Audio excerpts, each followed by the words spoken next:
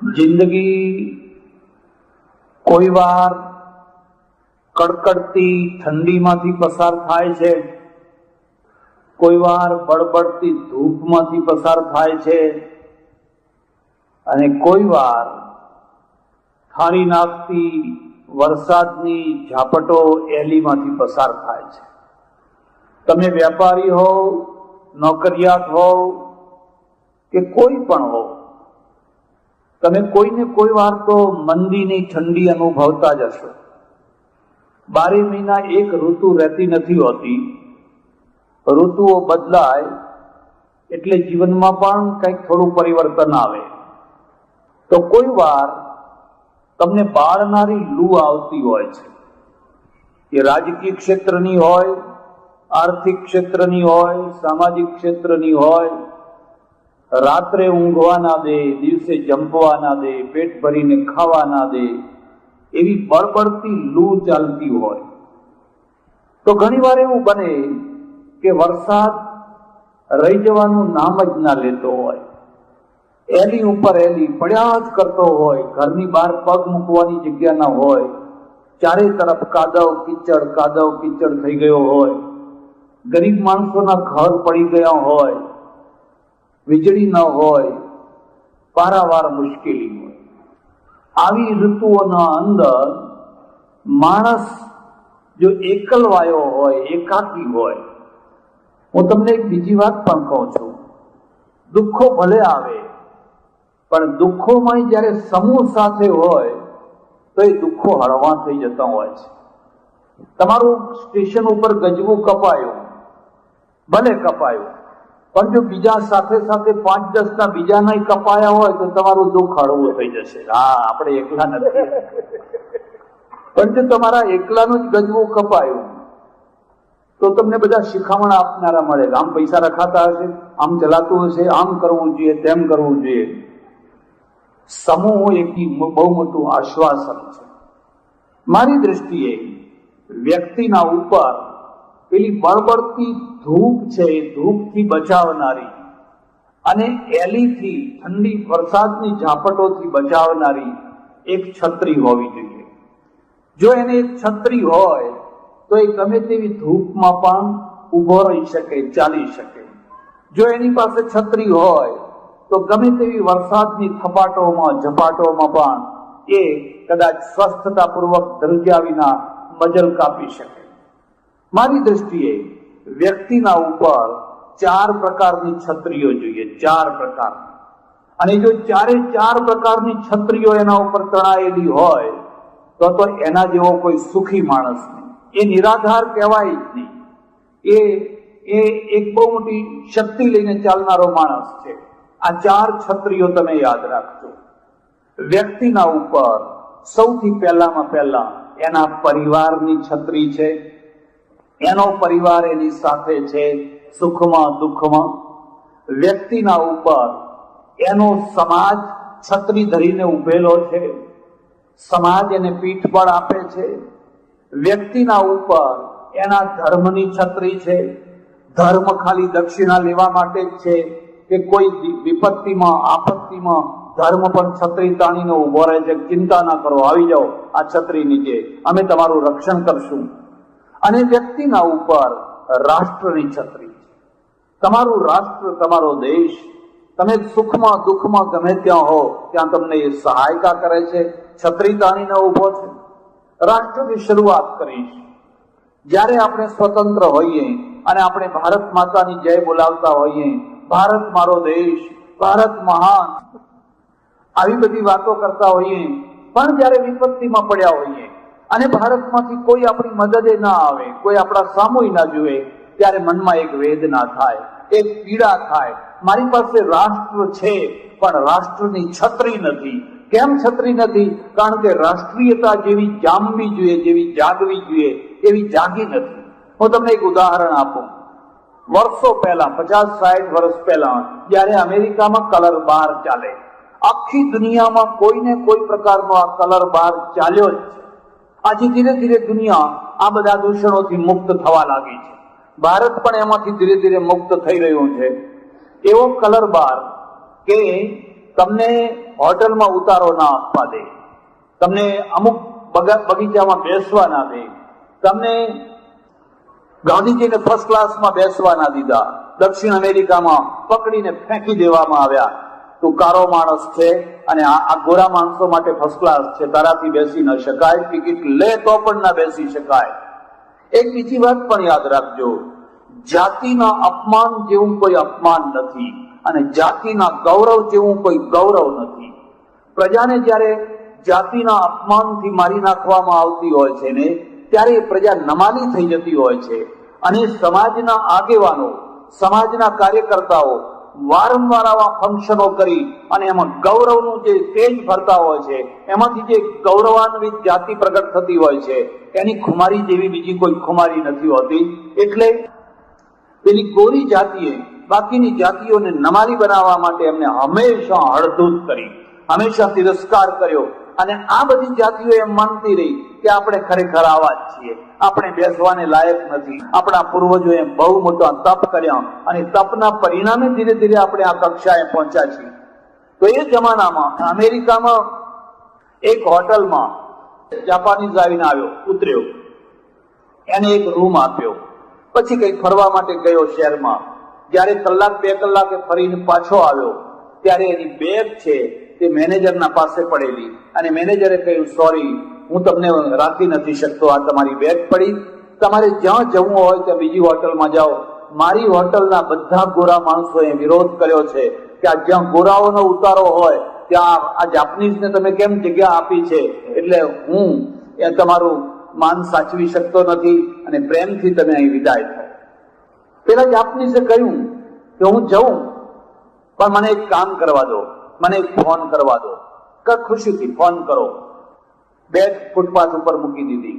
એને એના રાજદૂતને વોશિંગ્ટનમાં ફોન જોડ્યો અને વોશિંગ્ટનના રાજદૂતને કહ્યું, હું જાપાનનો સામાન્ય માણસ અમેરિકામાં વેપાર ધંધો કરવા આવ્યો છું અને ફલાણી હોટલમાં ઉતર્યો છું, પણ ગોરાઓએ મારી બેગને ફૂટપાથ ઉપર મૂકી દીધી છે, એટલા માટે કે મારી ચામડીનો રંગ ને એમની ચામડીનો રંગ જુદો છે.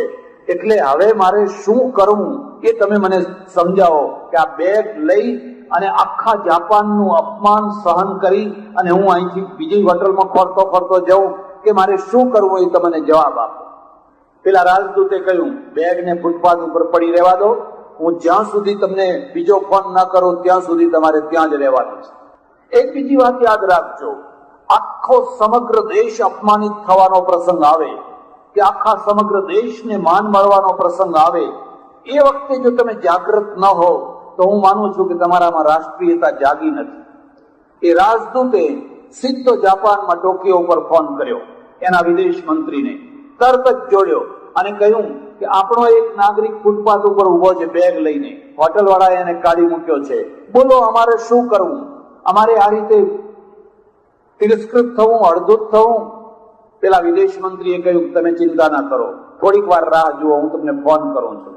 અને વિદેશ મંત્રીએ તરત જ આખા તમામ જાપાનના તમામ રેડિયો ઉપર બધા કાર્યક્રમો રોકીને બ્રોડકાસ્ટિંગ કરાવી દીધું કે આખી જાપાનની જેટલી હોટલોમાં જેટલા અમેરિકનો ઉતર્યા હોય એ બધાની બેગો ફૂટપાથ ઉપર મૂકી દો, એ બધાની બેગો ફૂટપાથ ઉપર મૂકી દો. અને આ તો જાપાન કહેવાય, લોભીઓ લાલચુ માણસ આવું ના કરી શકે. અડધા કલાકની અંદર આ જાપાનની અંદર જે હજારો અમેરિકનો ઉતરેલા એ બધાની બેગો ફૂટપાથ ઉપર. હાહાકાર થઈ ગયો, અરે આવી મોટી સુપર શક્તિ અને એના માણસોની બેગો ફૂટપાથ ઉપર. ત્યાં જાપાનના અમેરિકન દૂતમાં ફોન ઉપર ફોન આવવા લાગ્યા કે ભાઈ આ શું થયું છે. એને તપાસ કરી અને અંતે ખબર પડી કે ફલાણી જગ્યાએ એક જાપાનના માણસની બેગ ફૂટપાથ ઉપર પડી છે. એનો બદલો લેવા માટે, એનો બોધપાઠ ભણાવવા માટે, એની શિખામણ આપવા માટે આખા જાપાનના અમેરિકનોની બેગો ફૂટપાથ ઉપર પડી છે. હવે એક જ શરત છે, આ બધી બેગો હોટલમાં પાછી ત્યારે જશે ત્યારે પેલા એક માણસની બેગ ક્ષમા માગીને, માફી માગીને એને ફરી હોટલમાં સ્થાન આપવામાં આવશે. ત્યારે આ બધું જે ચક્ર રચાયું, કલાક, દોઢ કલાક, 2 કલાકની અંદર પેલો હોટલનો જે માલિક છે એ આવીને માફી માંગે છે કે તમે ચાલો અને તમારા રૂમમાં રહો અને અમે જે તમારા સાથે વ્યવહાર કર્યો એની અમે માફી માંગીએ છીએ. આનું નામ રાષ્ટ્રની છત્રી કહેવાય.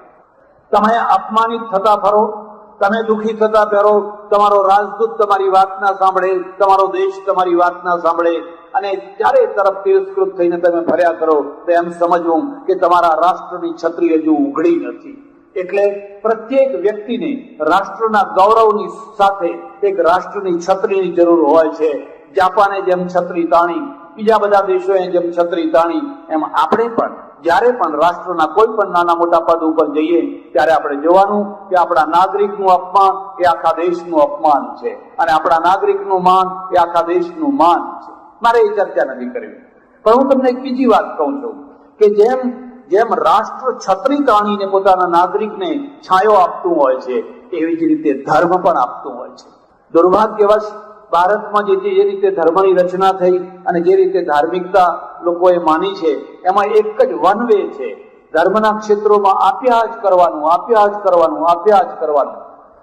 દક્ષિણાનો કોઈ પાર નહીં, દક્ષિણાનો કોઈ અંત નહીં. પણ દક્ષિણા આપનાર જ્યારે દુઃખી હોય ત્યારે આખી જિંદગી જેને દક્ષિણાઓ આપી અને હવે આજે એના ભૂંડા દિવસ આવ્યા ત્યારે ધર્મવાળા કહે અમે શું કરીએ, તમારા પૂર્વના કર્મ હતા એવું થયું, જેવા તમારા કર્મ હતું એવું થયું. ત્યારે એમ સમજવાનું કે ધર્મ છત્રી વિનાનો છે. ધર્મની પાસે બધું જ છે, પણ પોતાના આશ્રિતો માટે સમયસર જે છત્રી ખોલવી જોઈએ એ છત્રી એની પાસે નથી.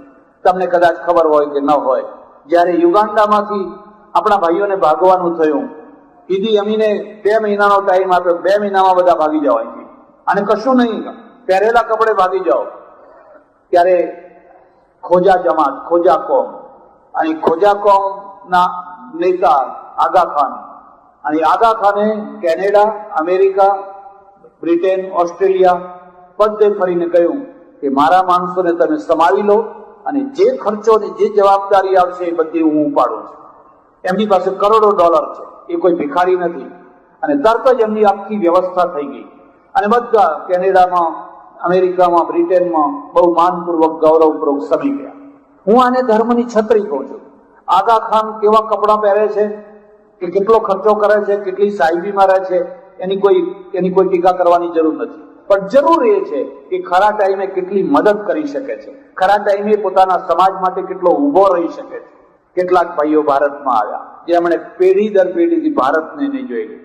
મુંબઈથી ઘેર જવાની ટિકિટના પૈસા નહીં, આપણામાંથી કોઈ એમનું સ્વાગત કરવા નહીં, કોઈ સંસ્થા નહીં. અમે બધા વારંવાર જઈને ઉઘરાણા કરી આવતા એ આફ્રિકનો પાસેથી, એટલે આપણા ભાઈઓ પાસેથી લાખો કરોડો રૂપિયા ઉઘરાણા કરી લાવતા. એમાંના કોઈએ એમને આશ્વાસન ના આપ્યું ચાલો આવો અમે તમારી વ્યવસ્થા કરીએ છીએ. કારણ શું છે કે આપણા અંદર જે ધાર્મિક છત્રી ખોલવાની જે ભાવના જાગવી જોઈએ એ ભાવના જાગી નથી, અને નથી જાગી એનું પરિણામ એ આવ્યું કે ધર્મ માત્ર વનવે થઈ ગયો છે. તમને ખબર હશે કે થોડાક સમય પહેલા જે ઊંઝામાં ઉમિયા માતામાં જે શતાબ્દી વર્ષ ઉજવાયું અને પછી આખા ઊંઝાનું કલેવર બદલાઈ ગયું. ઉમિયા સંસ્થાને કહ્યું હવે આપણે માત્ર દક્ષિણા લેનારી સંસ્થા તરીકે નહીં, પણ હવે આપણે દક્ષિણા આપનારી સંસ્થા તરીકે આપણું સ્વરૂપ વિકસાવો. અને જેમ મણિભાઈ મમ્મી, ભાઈ શ્રી કેશુભાઈ અને બીજા બધા ભાઈઓ વારંવાર જાહેરાત કરતા હોય છે કે જ્યાં કોઈ પણ જગ્યાએ કડવા પાટીદારની કોઈ સંસ્થા થતી હોય કે કોઈ કામ થતું હોય, ઉમિયા માતાનું સંસ્થાન પહેલી મદદ કરશે, પહેલો લાંબો હાથ કરશે. કારણ કે એક હાથે લઈ અને બીજા હાથે આપવું એ સંસ્થાનનું કામ છે. ભક્તો આવે છે, મન મૂકીને પૈસા આપે છે, હવે આ મૂકેલા પૈસા છે એને બીજા હાથે પાછા આપવાના છે. હું આને છત્રી માનું છું. એટલે ઊંઝા ઉમિયા માતાનું સંસ્થાન છે એને એક છત્રી ખોલી છે. અને એક નિયમ છે કે જયારે એક જગ્યાએથી એક છત્રી ખુલે એટલે બીજાને પણ ઈચ્છા થાય ભાઈ આપણે કંઈક કરો, પેલા કહે છે આપણે કંઈક કરો, ફલાણા કહે છે આપણે કંઈક કરો. એક દિવસ એવો આવશે અને આવવો જ જોઈએ કે આપણા ધર્મ સંસ્થાનો પાસે જે કરોડો કરોડો રૂપિયા છે એ સમાજના માટે છત્રીના રૂપમાં બદલાઈ જાય. ક્રિશ્ચિયાનિટી, એના પાદરીઓ, એની નન્સો અનાજ લઈને, કપડાં લઈને, દવાઓ લઈને, શિક્ષણ લઈને ગામડે ગામડે ફરે છે. આદિવાસી ક્ષેત્રોમાં, જંગલોમાં, ક્યાં દૂર દૂર સુધી ફરે છે અને એના કારણે એમનો ધર્મનો પ્રચાર થાય છે. આપણે પણ એ કામ કરી શકીએ એમ છીએ, આપણી પાસે પણ એવી શક્તિ છે. શરત એટલી છે કે હવે આપણે આ આખા ધાર્મિક પૈસાને, ધાર્મિક આવકને એક છત્રીના રૂપમાં વાળીએ અને દૂર દૂર સુધી એનો પ્રચાર કરતા રહીએ. પણ મારે જે વાત કરવાની છે એ છે કે તમારી પાસે એક પરિવાર છે. અને પરિવારની છત્રી જેવી કોઈ છત્રી નથી. તમે 2 ભાઈઓ, 4 ભાઈઓ, 6 ભાઈઓ, બહેનો, દીકરાઓ, દીકરાના દીકરાઓ, દીકરીઓની દીકરીઓ, આ એક તમારો પરિવાર છે. તમારા ઉપર કદી આપત્તિ આવે, કદી વિપત્તિ આવે અને તમારો પરિવાર જો તમારી પાછળ બરાબર મજબૂતાઈથી ઉભો રહે, તમારી વિપત્તિ હળવી થઈ જશે, તમારું દુઃખ હળવું થઈ જશે. પણ જો પરિવાર પોતે જ દુશ્મન બની ગયો હોય, બહારના દુશ્મનો તો દૂર રહ્યા, પણ પરિવારના અને ઘરના માણસો જો દુશ્મન થઈ ગયા હોય, તમે થાકી જશો, તમે ઘરમાં મરી જશો. તમને મારવા માટે બહાર બોલાવવાની જરૂર નથી, તમારા ઘરના માણસો જ તમને મારી નાખશે. એટલે એક પરિવારની એક છત્રી હોય છે. તમને કદાચ ખબર હોય કે ન હોય, રામાયણમાં આ જ વાત બતાવેલી છે. રાવણના ઉપર આપત્તિ આવી, રાવણના ઉપર કટક ચડી આવ્યું. રાવણનો કોઈ એ બચાવનો અર્થ નથી, પણ એક એવી વિપત્તિ આવી ગઈ, એને વિચાર કર્યો કે હવે હું શું કરું? મારે 2 ભાઈઓ છે, અમે 3 ભાઈઓ છીએ અને 3 ભાઈઓ સાથે રહી અને યુદ્ધ કરશું. એને વિભીષણને કહ્યું. વિભીષણે કહ્યું, ના, હું સાથ નહીં આપું, હું તો રામના પક્ષમાં જઈશ. એ રામના પક્ષમાં ચાલ્યો ગયો. કુંભકર્ણ છે એને જગાડ્યો, એ જાગ્યો, આવ્યો. એને કહ્યું, રાવણ તે બહુ મોટી ભૂલ કરી છે, તે બહુ મોટી ભૂલ કરી છે. આ રામની પત્નીને તો ઉપાડી લાવ્યો, એ સારું નથી કર્યું, પણ હવે હું તારો સાથ આપીશ, તારો સાથ નહીં છોડો. તમે સારું કરો અને તમને કોઈ સાથ આપે તો આપે, પણ તમારાથી કઈ જાણતા અજાણતા ભૂલ થઈ ગઈ હોય અને છતાં પણ લોકો તમને સાથ આપે તો એમ સમજવાનું કે આ સ્ટીલનો માણસ છે, આ ગજવેલનો માણસ છે. તું મારો ભાઈ છે, આ પૂજા છે, એમાં સડો પેઠો છે, પણ એના કારણે કે પૂજા કાપી નાખવાની ના હોય, એટલે હું એને મલમ કરીશ, પટ્ટો લગાવીશ, પણ હું તને સાથ આપીશ. કુંભકર્ણે સાથ આપ્યો, બધાએ સાથ આપ્યો. રામાયણનો ઇતિહાસ તમે આખો જોજો, તમને એમાંથી ખ્યાલ આવશે. એટલે એક વાત યાદ રાખજો, ભલે ઊંઘણસી તો ઊંઘણસી, પણ કુંભકર્ણ સારો, વિભીષણ નહીં સારો. કોઈના ઘરમાં વિભીષણ ના થાય. એ તો પછી આપણે બધાએ કહી દીધું કે તો રામનો ભક્ત હતો, અરે રામનો ભક્ત હતો. કોઈ પાકિસ્તાનનો ભક્ત અહીં નીકળે તો, કોઈ ચાઇનાનો ભક્ત નીકળે તો પછી કવિ એને કહી આપે કઈ નો કઈ, તમારા પરિવારમાં હંમેશા એક થઈને રહેજો. અને આ વાત જો સમજવી હોય તો દુર્યોધન પાસેથી સમજજો. દુર્યોધને કહ્યું, અમે જયારે અંદર અંદર લડશું તો એ 5 છે ને અમે 100 છીએ, લડશું, પણ અન્યત્ર કલહે પ્રાપ્તિ વયમ પંચાધિકમ શતમ. પણ જયારે બીજી જગ્યાએ અમારે લડવાનું થશે તો અમે 105 થઈને લડશું. અમે એકલા 5 નહીં કે એકલા 100 અંદર અંદર નહીં લડશું. અન્યત્ર કલહે પ્રાપ્તિ. પાટીદારોને પણ આ જ કામ કરવાનું છે. કદાચ નાની મોટી બાબતોમાં થોડુંક કંઈક હોય તો બધા માણસો ભેગા હોય તો થોડુંક થાય, પણ એનો અર્થ એવો નહીં કે આપણે વિભીષણ થઈ જઈએ. આ અન્યત્ર કલહે પ્રાપ્તે. જો બીજી કોઈ જગ્યાએ કઈ સંઘર્ષ જેવું થશે તો અમે 105 થઈને એક સાથે ઉભા રહીશું. આ પરિવારની શક્તિ છે, આ પરિવારની છત્રી છે. પરિવારના ઉપર વિપત્તિ આવે, સગી પત્ની છે, બંગડીઓ કાઢી નાખી દે, લો વેચો, દાદીના લઈ જાઓ, કયા દિવસે કામ આવશે, કાલે આપણું સારું થશે. એવો નહીં કે દાદીનાનો ડાબલો ભરી અને પતિ આમ બિચારો દુખી કઈ ગયો હોય ત્યારે પિયર ભેગી થઈ જાય, કે અત્યારે હવે ભાગવા જેવું છે, આ ઘરમાં હવે રહેવા જેવું, રહેવા જેવું થાય ત્યારે પાછું કઈક આવા મંત્રી બંત્રી થાય ત્યારે પાછા આવી જવાનું. નહીં, આ વખતે કામ નહીં આવે તો કયા ટાઈમે આ બધું કામ આવશે એમ સમજવાનું તમને. અને એટલા માટે જયારે અમારે નદાસાના ભાઈ નારાયણભાઈ નું બહુમાન થવાનું થયું, મેં કહ્યું એમના ઘરવાળા એમને બોલાવો, એમની પત્નીને બોલાવો. અને કે કેમ? મેં કે ભાઈ તમને ખબર નથી, લક્ષ્મીજીને રાજી કરો ને તો નારાયણ તો પછી રાજી જ છે. અને હંમેશા સ્ત્રી અને પુરુષ બંનેનું સાથે સન્માન થવું જોઈએ. પુરુષ જયારે આપે છે, પત્ની એની પાછળ છે, અને એની પાછળ એની ઊંઘ છે, એની ગૌરવ છે. એટલે પરિવારનો સાથ હોવો જોઈએ, ભાઈઓનો સાથ હોવો જોઈએ. તમારા ઉપર એક છત્રી છે. વિપત્તિઓ તો નાની મોટી સૌને આવતી જ હોય છે. એક બીજી વાત પણ યાદ રાખજો, જેમ જેમ તમે મોટા માણસો થતા જશો ને એમ એમ તમારા પ્રશ્નો પણ મોટા થતા જશે. નાના માણસને નાનો પ્રશ્ન હોય, જે ઝોંપડપટ્ટીમાં રહેનારો માણસ છે, જેને પાનની દુકાન છે, એને નાના પ્રશ્નો છે. પણ જ્યાં તમારી પેઢીઓ મોટી થઈ, તમારું સંકુલ મોટું થયું, એટલે તમારા પ્રશ્નો મોટા થવાના છે. અને મોટા પ્રશ્નોની સાથે જજુમવા માટે તમારે પીઠબળ જોઈએ. જો પીઠબળ નહીં હોય અને એકલા ને એકલા તમે જજુમ્યા કરતા હશો તો થાકી જશો. હાથથી થાકશો, પગથી થાકશો, મગજથી થાકશો. ગઈકાલે જ મારે ત્યાં થોડાક સજ્જનો આવેલા, મને કે મહારાજ શાંતિ મેળવવી છે, કોઈ એક જગ્યાએ બેસીને સાધના કરવી છે. મેં કહ્યું એવી સાધનાથી શાંતિ નહીં આવે. તમે પ્રાણાયામ કરો કે તમે માળા ફેરવો, એનાથી શાંતિ નહીં આવે. તો મને કે શું કરવું જોઈએ? અશાંતિના જે પ્રશ્નો હોય એને ઉકેલો એટલે શાંતિ.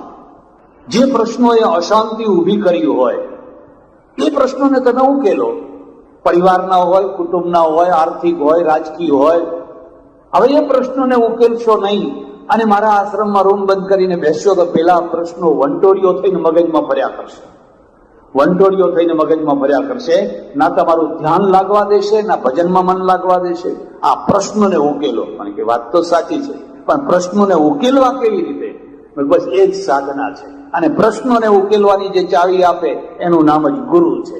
પ્રશ્નોથી ભાગવાનું જે આપે ને એને ગુરુ ના બનાવતા, નહીં તો તમે ભાગેડું થઈ જશો, નહીં તો તમે પલાયનવાદી થઈ જશો. પ્રશ્નોને ઉકેલવાની જે ચાવી આપે એનું નામ જ સદગુરુ છે.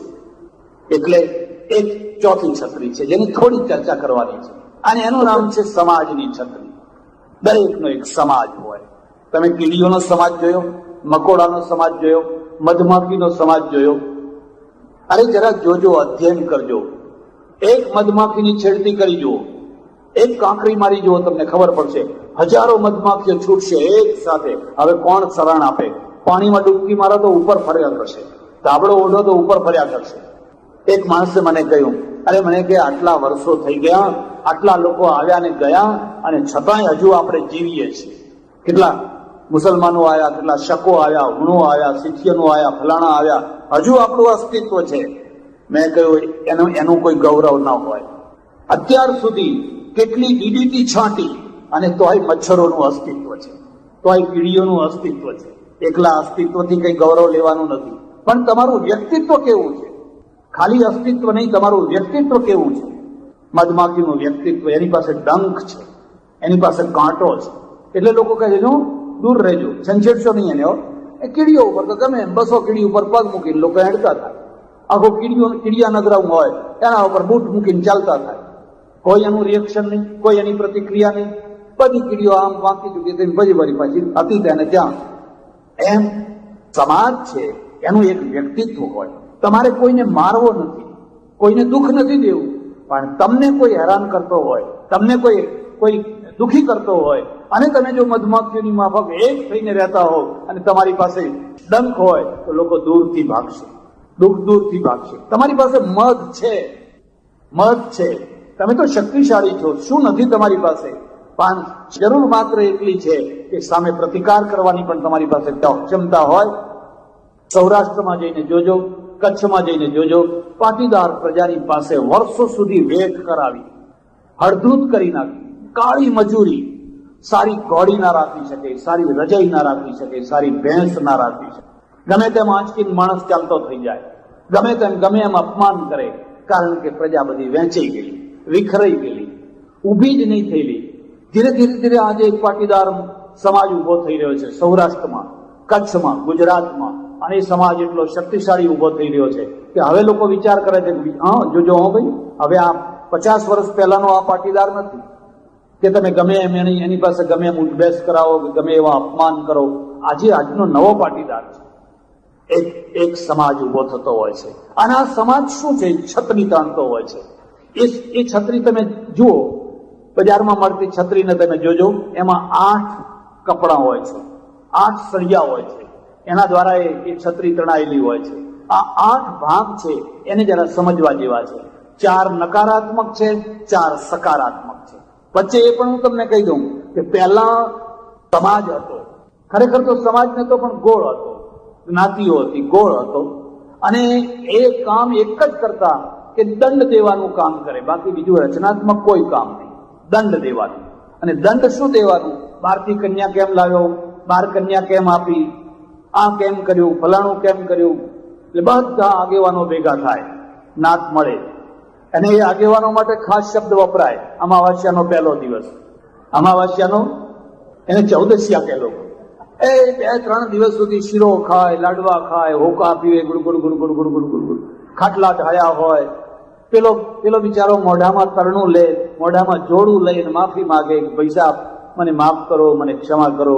નહીં, એમ કે આવું નહીં ચાલે. મારા ઓળખીતા એક ઉત્તર ગુજરાતના પટેલ, એમની દીકરી પહેલી MBBS થઈ. આખા ગોળમાં કોઈ ડોક્ટર નહીં, MBBS થયેલો ડોક્ટર નહીં. અને પછી મારી પાસે આવ્યા, મને કે તમારા પ્રવચન અમારા સમાજમાં ગોઠવો. ને મેં કહું કેમ? એમ મેં કે મારે આ પ્રશ્ન છે. મેં કહું ગોળ બાર આપ, પટેલ હોય એટલે બસ. કારણ કે મને નાત બાર મૂકે, એ મૂકે તો મૂકે, પછી નાત બાર એટલા બધા વધી જાવ કે પેલા નાત વાળા થોડા થઈ જાય, નાત બાર વાળા. પણ પહેલી એક પગદંડી તો પાડવી પડશે ને. આ પટેલે આખો સમાજ ભેગો કર્યો. 3 દિવસ સુધી રહ્યા, પાઘડી ઉતારે, માફી માગે, મને ગોળ બાર આપવા દો, આપણા સમાજમાં કોઈ ડોક્ટર નથી થયો, મારે આ દીકરી. પેલા ચૌદસિયા શું કે, કોને પૂછીને તેને ડોક્ટર બનાવી દીકરીને? બળદના પૂંછડા આપણે એને આપવી પડશે, પણ બાર તો નહીં જ આપવા દે. 40 વર્ષની થઈ દીકરી, એક ડોક્ટરનું કામ કરે પણ પરણ્યા વિનાની રહી ગઈ. આને સમાજ ના કહેવાય, અભિશાપ કહેવાય. મેં પેલી દીકરીને કહ્યું, તું હિંમત કરીને પરણ. એ જમાનો જરા જુદો હતો. મને કે મારા ભાઈઓનું ભવિષ્ય બગડી જાય, મારી બહેનોનું ભવિષ્ય બગડી જાય, એટલે હવે હું ગમે તેમ જીવન જીવી નાખીશ. આ પદ્ધતિ આપણા ત્યાં હતી. હવે ધીરે ધીરે ધીરે ધીરે સમાજ બદલાયો. અને સમાજ બદલાયો કેવી રીતે? આવા ફંક્શનો કર્યા. આ ફંક્શન નકામું નથી હો. આટલા બધા તમે ભેગા થયા, તમે અહીંથી બદલાઈને જવાના, તમે જોજો. તમે અહીંથી પરિવર્તિત થઈને જવાના છો. કારણ શું છે કે આ ફંક્શનની એક બહુ મોટી અસર થતી હોય છે. અને હવે જે સમાજ બદલાયો એ શું થયું? 4 નકારાત્મક સળિયા અને 4 સકારાત્મક સળિયા. સમાજ ભેગો થઈને પહેલું કામ એને એ કરવાનું. નહીં કરવાનું શું? વ્યસન મુક્તિ. વ્યસન ન જોઈએ. પાટીદારનો દીકરો, હમણાં જેમ કહેવામાં આવ્યું એમ, કે ગામડામાં રહેતો હોય કે શહેરમાં રહેતો હોય કે ગમે ત્યાં રહેતો હોય, એ વ્યસની હોય એવું કોઈ માનવા તૈયાર ના થાય.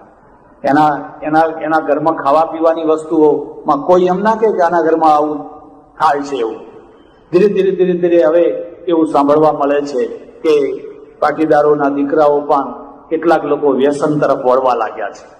અને વ્યસનમાં વળવાથી શું થાય એનું પરિણામ તમારે જોવું હોય તો દ્વારકા જઈને જોવાનું.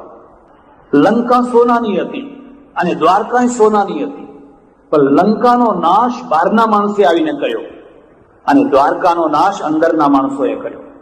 સોનાની દ્વારકાનો નાશ કરવા માટે બહારથી કોઈ ચડી નતું આવ્યું, પણ અંદરના યાદવો એટલું પીવે એટલું પીવે એટલું પીવે, પીને ચકચૂર થાય, ચકચૂર થઈને પછી વડીલોના અપમાન કરે, મહાપુરુષોના અપમાન કરે. આખી દ્વારકા ખતમ થઈ ગઈ. સમાજ આખા સમાજને એક છત્રી નીચે લે છે, પાંખમાં લે છે અને કહે છે જો તમારા બાળકોમાં કોઈ વ્યસનનું દૂષણ ના આવે, આ તમારા સમાજમાં કોઈ વ્યસનનું દૂષણ ના. આજ સુધી આ સમાજ જેટલો શુદ્ધ રહ્યો છે, જેટલો ચોખ્ખો રહ્યો છે, જેટલો અભડાયો નથી, એ જ રીતે આપણે આગળ પણ જીવવાનું છે. આ પહેલો નકાર છે. બીજો નકાર શું છે? બીજો નકાર એ છે કે આપણા સમાજની અંદર કોઈ કુસુંપ ના આવવો જોઈએ. કુસુંપ ના આવે, પાટીદાર એક થઈને રહે. મેં ઘણી જગ્યાએ જોયું છે કે લોકો નેતા થવા માટે, પ્રમુખ થવા માટે, ફલાણું થવા માટે અંદરના પગ ખેંચતા હોય, ભયંકર રીતે પગ ખેંચતા હોય. મને રવિશંકર મહારાજે એકવાર કહેલું, મને કે આ પાટીદારનો અર્થ તું જાણે છે? મેં કહ્યું ના, આ મોગલોએ પેશવાઓએ પાટી આપેલી ખેતરોની એટલે પાટીદાર થયા. મને કે ના, પાટી પડાવે એનું નામ પાટીદાર. એમ પાટી ના હોય ને પાટી પડાવે એટલે તો ઘણી વાર મોહલ્લામાં કહે છે કે આ ફલાણી પાર્ટીના, ફલાણી પાર્ટીના, ફલાણી પાર્ટીના, ફલાણી પાર્ટીના. આપણે બધી પાર્ટીઓ એક કરી અને પાટીદારમાંથી પટેલ થવાનું છે. હવે પાર્ટીઓ નહીં પાડવાની, પટેલ થવાનું છે. શરત એટલી છે કે તમારામાંથી જે સારામાં સારો માણસ હોય એને આગળ કરો, એને કામ કરવા દો, એના પગ ન ખેંચો. આ કેશુભાઈને હું વર્ષોથી જોઉં છું. એમની ફેક્ટરીનું એમને ચિંતા નહીં હોય, કાળજી નહીં હોય, એટલી વધારે કાળજી આ સમાજની રાખે. મુંબઈ આવવાનું હોય કે સુરત આવવાનું હોય કે મધ્યપ્રદેશ જવાનું હોય, એ બધું કામ પડતું મૂકીને જીવન સમાજને સમર્પિત. હવે એમને જો કામ કરવા દેવામાં આવે તો એ સારામાં સારું કામ કરી શકે. મણિભાઈ મમ્મી છે, બીજા બધા ભાઈઓ છે, પણ બધા ભેગા થઈને પગ ખેંચવાનું કામ કરે તો એમ સમજવાનું કે આ સમાજ છે એ પોતાની મેળે જ વેર વિખેર થઈ જશે. એક ગામ હતું અને ગામની અંદર સરપંચની ચૂંટણી, અને સરપંચની ચૂંટણીમાં 10 ઉમેદવારો ઉભા થઈ ગયેલા. 10 ઉમેદવારો, રકઝક ચાલે, મારી ચાલે, કાપા કાપી ચાલે. એટલામાં એક સંત આવ્યા, અને સંતને લોકોએ કહ્યું, ભાઈ અમારા ગામમાં તો અત્યારે દુર્દશા બેઠી છે, અને હું તો એમ માનું છું કે જ્યારે ચૂંટણીઓ આવવાની હોય ત્યારે આખા દેશની અંદર વેર ઝેર પાંચ પછીના ખૂન, મર્ડર થાય. સંતે કહ્યું, ચિંતા ના કરો, આખો પ્રશ્ન મને આપી દો, પણ શરત એટલી છે કે હું જેમ કહું એમ તમારે કરવું પડશે. એક બીજી વાત યાદ રાખજો, એક આગેવાન, એક નેતા એવો રાખજો જે ગમે તેવો બોલ પાડે અને ઉપાડવા માટે તમે તૈયાર હો. ગુરુ ગોવિંદસિંહ એવા થયા ત્યારે શીખો તૈયાર થયા. તમે બોલો ને હું ના પાડું, હું બોલું ને તમે ના પાડું, કોઈ દિવસ કામ નહીં થઈ શકે. ઘરમાં આખું ઘર ક્યારે ચાલતું હોય, ઘરનો વડીલ જે બોલે એટલે બધાએ હા કહી દેવાની. દશરથે કહ્યું વનમાં જવાનું, એટલે રામે કહ્યું જઈશ. વિદ્રોહ કરવો હોય તો કરી શકે, પણ રામે કહ્યું વિદ્રોહ નહીં કરવું, મારા બાપુની આજ્ઞા મારા માથા ઉપર છે. એમ સમાજનો એક વડીલ હોય, સમાજનો એક આગેવાન હોય, એની આજ્ઞામાં બધા રહેતા હોય તો લશ્કર બચી જવાનો છે. પણ જો પગ ખેંચવાના ધંધા કર્યા તો લશ્કર આપોઆપ નષ્ટ થઈ જશે. પડ્યો બોલ ઉપાડવાનો એક વ્યક્તિ તો એવો હોવો જોઈએ. એટલે પેલા સંતને કહ્યું કે તમે જે કહેશો એ અમે કરશું, પણ હવે ભાઈ સાહેબ અમારા ગામને આ કુસુમમાંથી બચાવો. એમણે કહ્યું 7 ફૂટ ઊંડો એક ખાડો કરો, 7 બાય 7 નો એક ઊંડો ખાડો કરો. કર્યો ખાડો. હવે આ 10 ને અંદર ઉતારો. 10 ને ખાડામાં ઉતાર્યા. ચારે તરફ ટોળા ઉભા છે. પેલા મહાપુરુષે કહ્યું કે જો જે કૂદકો મારીને સૌથી પહેલો બહાર નીકળશે એ સરપંચ થશે. એટલે ઊંચો માણસ હતો, એને વિચાર કર્યો કે આ તો બહુ સરળ કામ છે. માર્યો કૂદકો, આમ પેલી ભેખડ પડતી પકડી ઉપરની, ત્યાં બીજા બધા પગ ખેંચીને પાડ્યો નીચે. તું ક્યાં જાય ઉપર? એમ તને કોને સરપંચ કરવાનું કહ્યું? એટલામાં બીજાએ કિનારો પકડ્યો, બીજાએ પાડ્યો. 2 કલાક થઈ ગયા. 2 કલાક એકે માણસ બહાર ના નીકળી શક્યો, કારણ કે જે નીકળવા માંગે એટલે બીજા બધા પકડીને પાછા પાડે. અને પછી સંત હસ્યા. એમણે કહ્યું, જુઓ હવે આજ સુધી તમે એકબીજાના પગ ખેંચ્યા, હવેથી તમે હાથ ખેંચવાનું કામ શીખો. હવે ખાડામાં પડેલા પોતાના ભાઈને કહો, લાવ તારો હાથ લાવ, હું આ તારો હાથ પકડું છું, હિંમત કર, હું તને ઉપર ખેંચીને બહાર કાઢી નાખીશ. અને હાથ ખેંચવાનું જે દિવસે તમે કામ કરશો ને તે દિવસે તમારો એકે માણસ ખાડામાં નહીં હોય, તે દિવસે બધા ઉપર હશે. સંપનો અર્થ શું છે? તમે અહીં મુંબઈમાં રહો છો, ગુજરાતથી આવ્યા છો, દૂરથી આવ્યા છો. કોઈ તમારા ભાઈની પેઢી ખાડામાં પડી હોય, કોઈની દુકાન ખાડામાં પડી હોય, કોઈની નોકરી ખાડામાં પડી હોય, પોતાના જોરે એ નીકળી ન શકતો હોય, એના બાલ બચ્ચા હોય, એ દુઃખી થતો હોય, અને તમારા બરોડામાં મબલખ જોર હોય, ત્યારે તમે લાંબો હાથ કરો. ચિંતા ના કર, ઇન્કમ ટેક્સ વાળા લૂંટી જાય છે, પેલા સાહેબ લૂંટી જાય છે, ફલાણા સાહેબ લૂંટી જાય છે, તો મારા સમાજ માટે હું થોડો લૂંટું તો એમાં શું વાંધો છે? અરે લઈ જા, ને ના આપવા હોય તો ના આપજે. અને મને ખાતરી છે કે ખાનદાનીનો જવાબ ખાનદાનીથી મળતો હોય છે. પેલો માણસ જો જાતવાનો હોય તો દૂધે ધોઈને પૈસા પાછો આપતો હોય છે, અને ડૂબ્યા તોય ક્યાં? ખીચડી ઘી ઢળ્યું તોય ખીચડીમાં જ મારા ભાઈએ ખાધું ને. એમ હાથ પકડો અને બહાર કાઢો, અને તમે જોશો કે તમારો સમાજ એક ઉજ્જવળ સમાજ થશે. એટલે એનો અર્થ એ છે કે સમાજમાં એક નકારાત્મક વસ્તુ મૂકવાની છે. અમે કુસુંબ નહીં કરીએ, કુસુંબ કરનારને અમે અહીં સ્થાન નહીં આપીએ. ઘણા લોકોને એવી ટેવ હોય, એ લડાયા જ કરે. કોઈ પણ કામ હોય એનું નિરાશાજનક રૂપ જ બતાવ્યા કરે. અરે મુંબઈમાં આ બધું કરીને શું કરવું છે? આ તો બધું નહીં કરો તો શું વાંધો છે? અને આ તો આમ થશે ને, આ તો આમ થશે ને, આ તો તેમ થશે ને. એવી ઢીલી વાતો કરે, એવી નકારાત્મક વાતો કરે કે કોઈ કામ કદી થવા જ ના દે. ઉત્તર ગુજરાતમાં એના માટે પેલો આગ્યો શબ્દ વાપરે છે. અનાજમાં પડ્યો હોય અંગારીઓ. એ અંગારીઓ છે ને, એ બધા આખા અનાજને બગાડે. કદી અંગારીઓ ના ખુશો. તમારે ના આપવું હોય તો ના આપજો, એક તરફ બેસી રહો, પેલા બાંકડે બેઠા જુઓ તમાશો. અને તમે જુઓ તો ખરા કે અહીં કેટલો ભગવાન ઉમિયા માતા કેટલો ઢગલો કરે છે, અને અહીંયા કેટલી મોટી સંસ્થાનું સંકુલ રૂપ આકાર ધારણ કરે છે. પણ અંગારિયાનું કામ ના કરો, નિરાશા ના ફેલાવો, કારણ કે આપણે એક સમાજ, એક ગૌરવવંતા સમાજનું નિર્માણ કરવાનું છે. એટલે તમારા સમાજમાં વ્યસન ના જોઈએ, તમારા સમાજની અંદર કુસુંબ ના જોઈએ. મારા માટે કોઈ ઘસાતું બોલે તો તમારે એમ કહેવાનું કે ભાઈ એ જે હોય તો અમારા છે, અને તમારા માટે કોઈ ઘસાતું બોલે તો મારે કહેવાનું કે એ લોઢાનો હોય કે ગમે તેવો હોય તો મારો ભય છે, એમાં તમારે વચ્ચે કઈ આગુ પાછું બોલવાની જરૂર નથી. કાચા કાન રાખીને ચડી નહીં જવાનું, કાચા કાન રાખીને તરત જ એકબીજાના પ્રત્યે મનભેદ નહીં કરી નાખવાનું. બે નકારાત્મક વાતો. ત્રીજી નકારાત્મક વાત છે કે આ સમાજની અંદર જે સામાજિક દૂષણો છે એ સામાજિક દૂષણો ના આવવા જોઈએ. ખાસ કરીને પ્રજા જેમ જેમ સમૃદ્ધ થતી જાય એમ એમ સામાજિક દૂષણો વધતા જાય. અમારે ચરોતરમાં ભયંકર દૂષણો છે. હું ઘણી વાર લોકોને કહું છું, અમારે ત્યાં વરકન્યા નથી પરણતા, સોનાને પરણાય છે. કન્યાના ઘેર રહી પણ સોનું કેટલું આપે છે, પેઠણ કેટલું આપે છે, એ તો બધું ઠીક છે, પણ કઈ જગ્યાએ જમવાનું રાખશો, કેવી આઈટમ બનાવશો, કેવી રીતે જમાડશો, અમારી બસનું ભાડું તમારે, આ બધું કન્યાના બાપ ઉપર. કડવા પાટીદાર સમાજમાં આ દૂષણ નથી, બિલકુલ નથી. આ દૂષણ આવવું જોઈએ નહીં, અને આ દૂષણ ના આવે એના માટેની હંમેશા કાળજી રાખવાની કે ભાઈ બીજા સમાજ ગમે તે હું ખોટું લઈને બેઠા હોય, હું પૈસાદાર છું એટલે મારા દીકરા માટે મારે 2-5 લાખ રૂપિયા માગવા હોય તો કદાચ મને મળી જાય, પણ એનાથી આખો સમાજ દૂષિત થઈ જશે. હું અંગારીઓ બનીશ અને અંગારીઓના દ્વારા આખા અનાજને હું બગાડી નાખીશ. એટલે પહેલેથી જે પદ્ધતિ ચાલી આવે છે કંકુ ને કન્યા, એમાં કઈ બીજું હોય નહીં.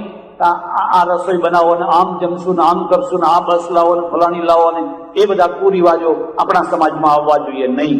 3 અને ચોથી વાત છે એ છે કે સમાજની અંદર જે ખાસ કરીને આ શહેરોમાં રહેનારા માટે તો બહુ એટલો મોટો પ્રશ્ન નથી, પણ ગામડામાં રહેનારા લોકો માટે મરણ પાછળની બધી વિધિઓ એટલી બધી લાંબી ને એટલી બધી ત્રાસજનક વિધિઓ છે, એમાંથી છૂટવાનું છે.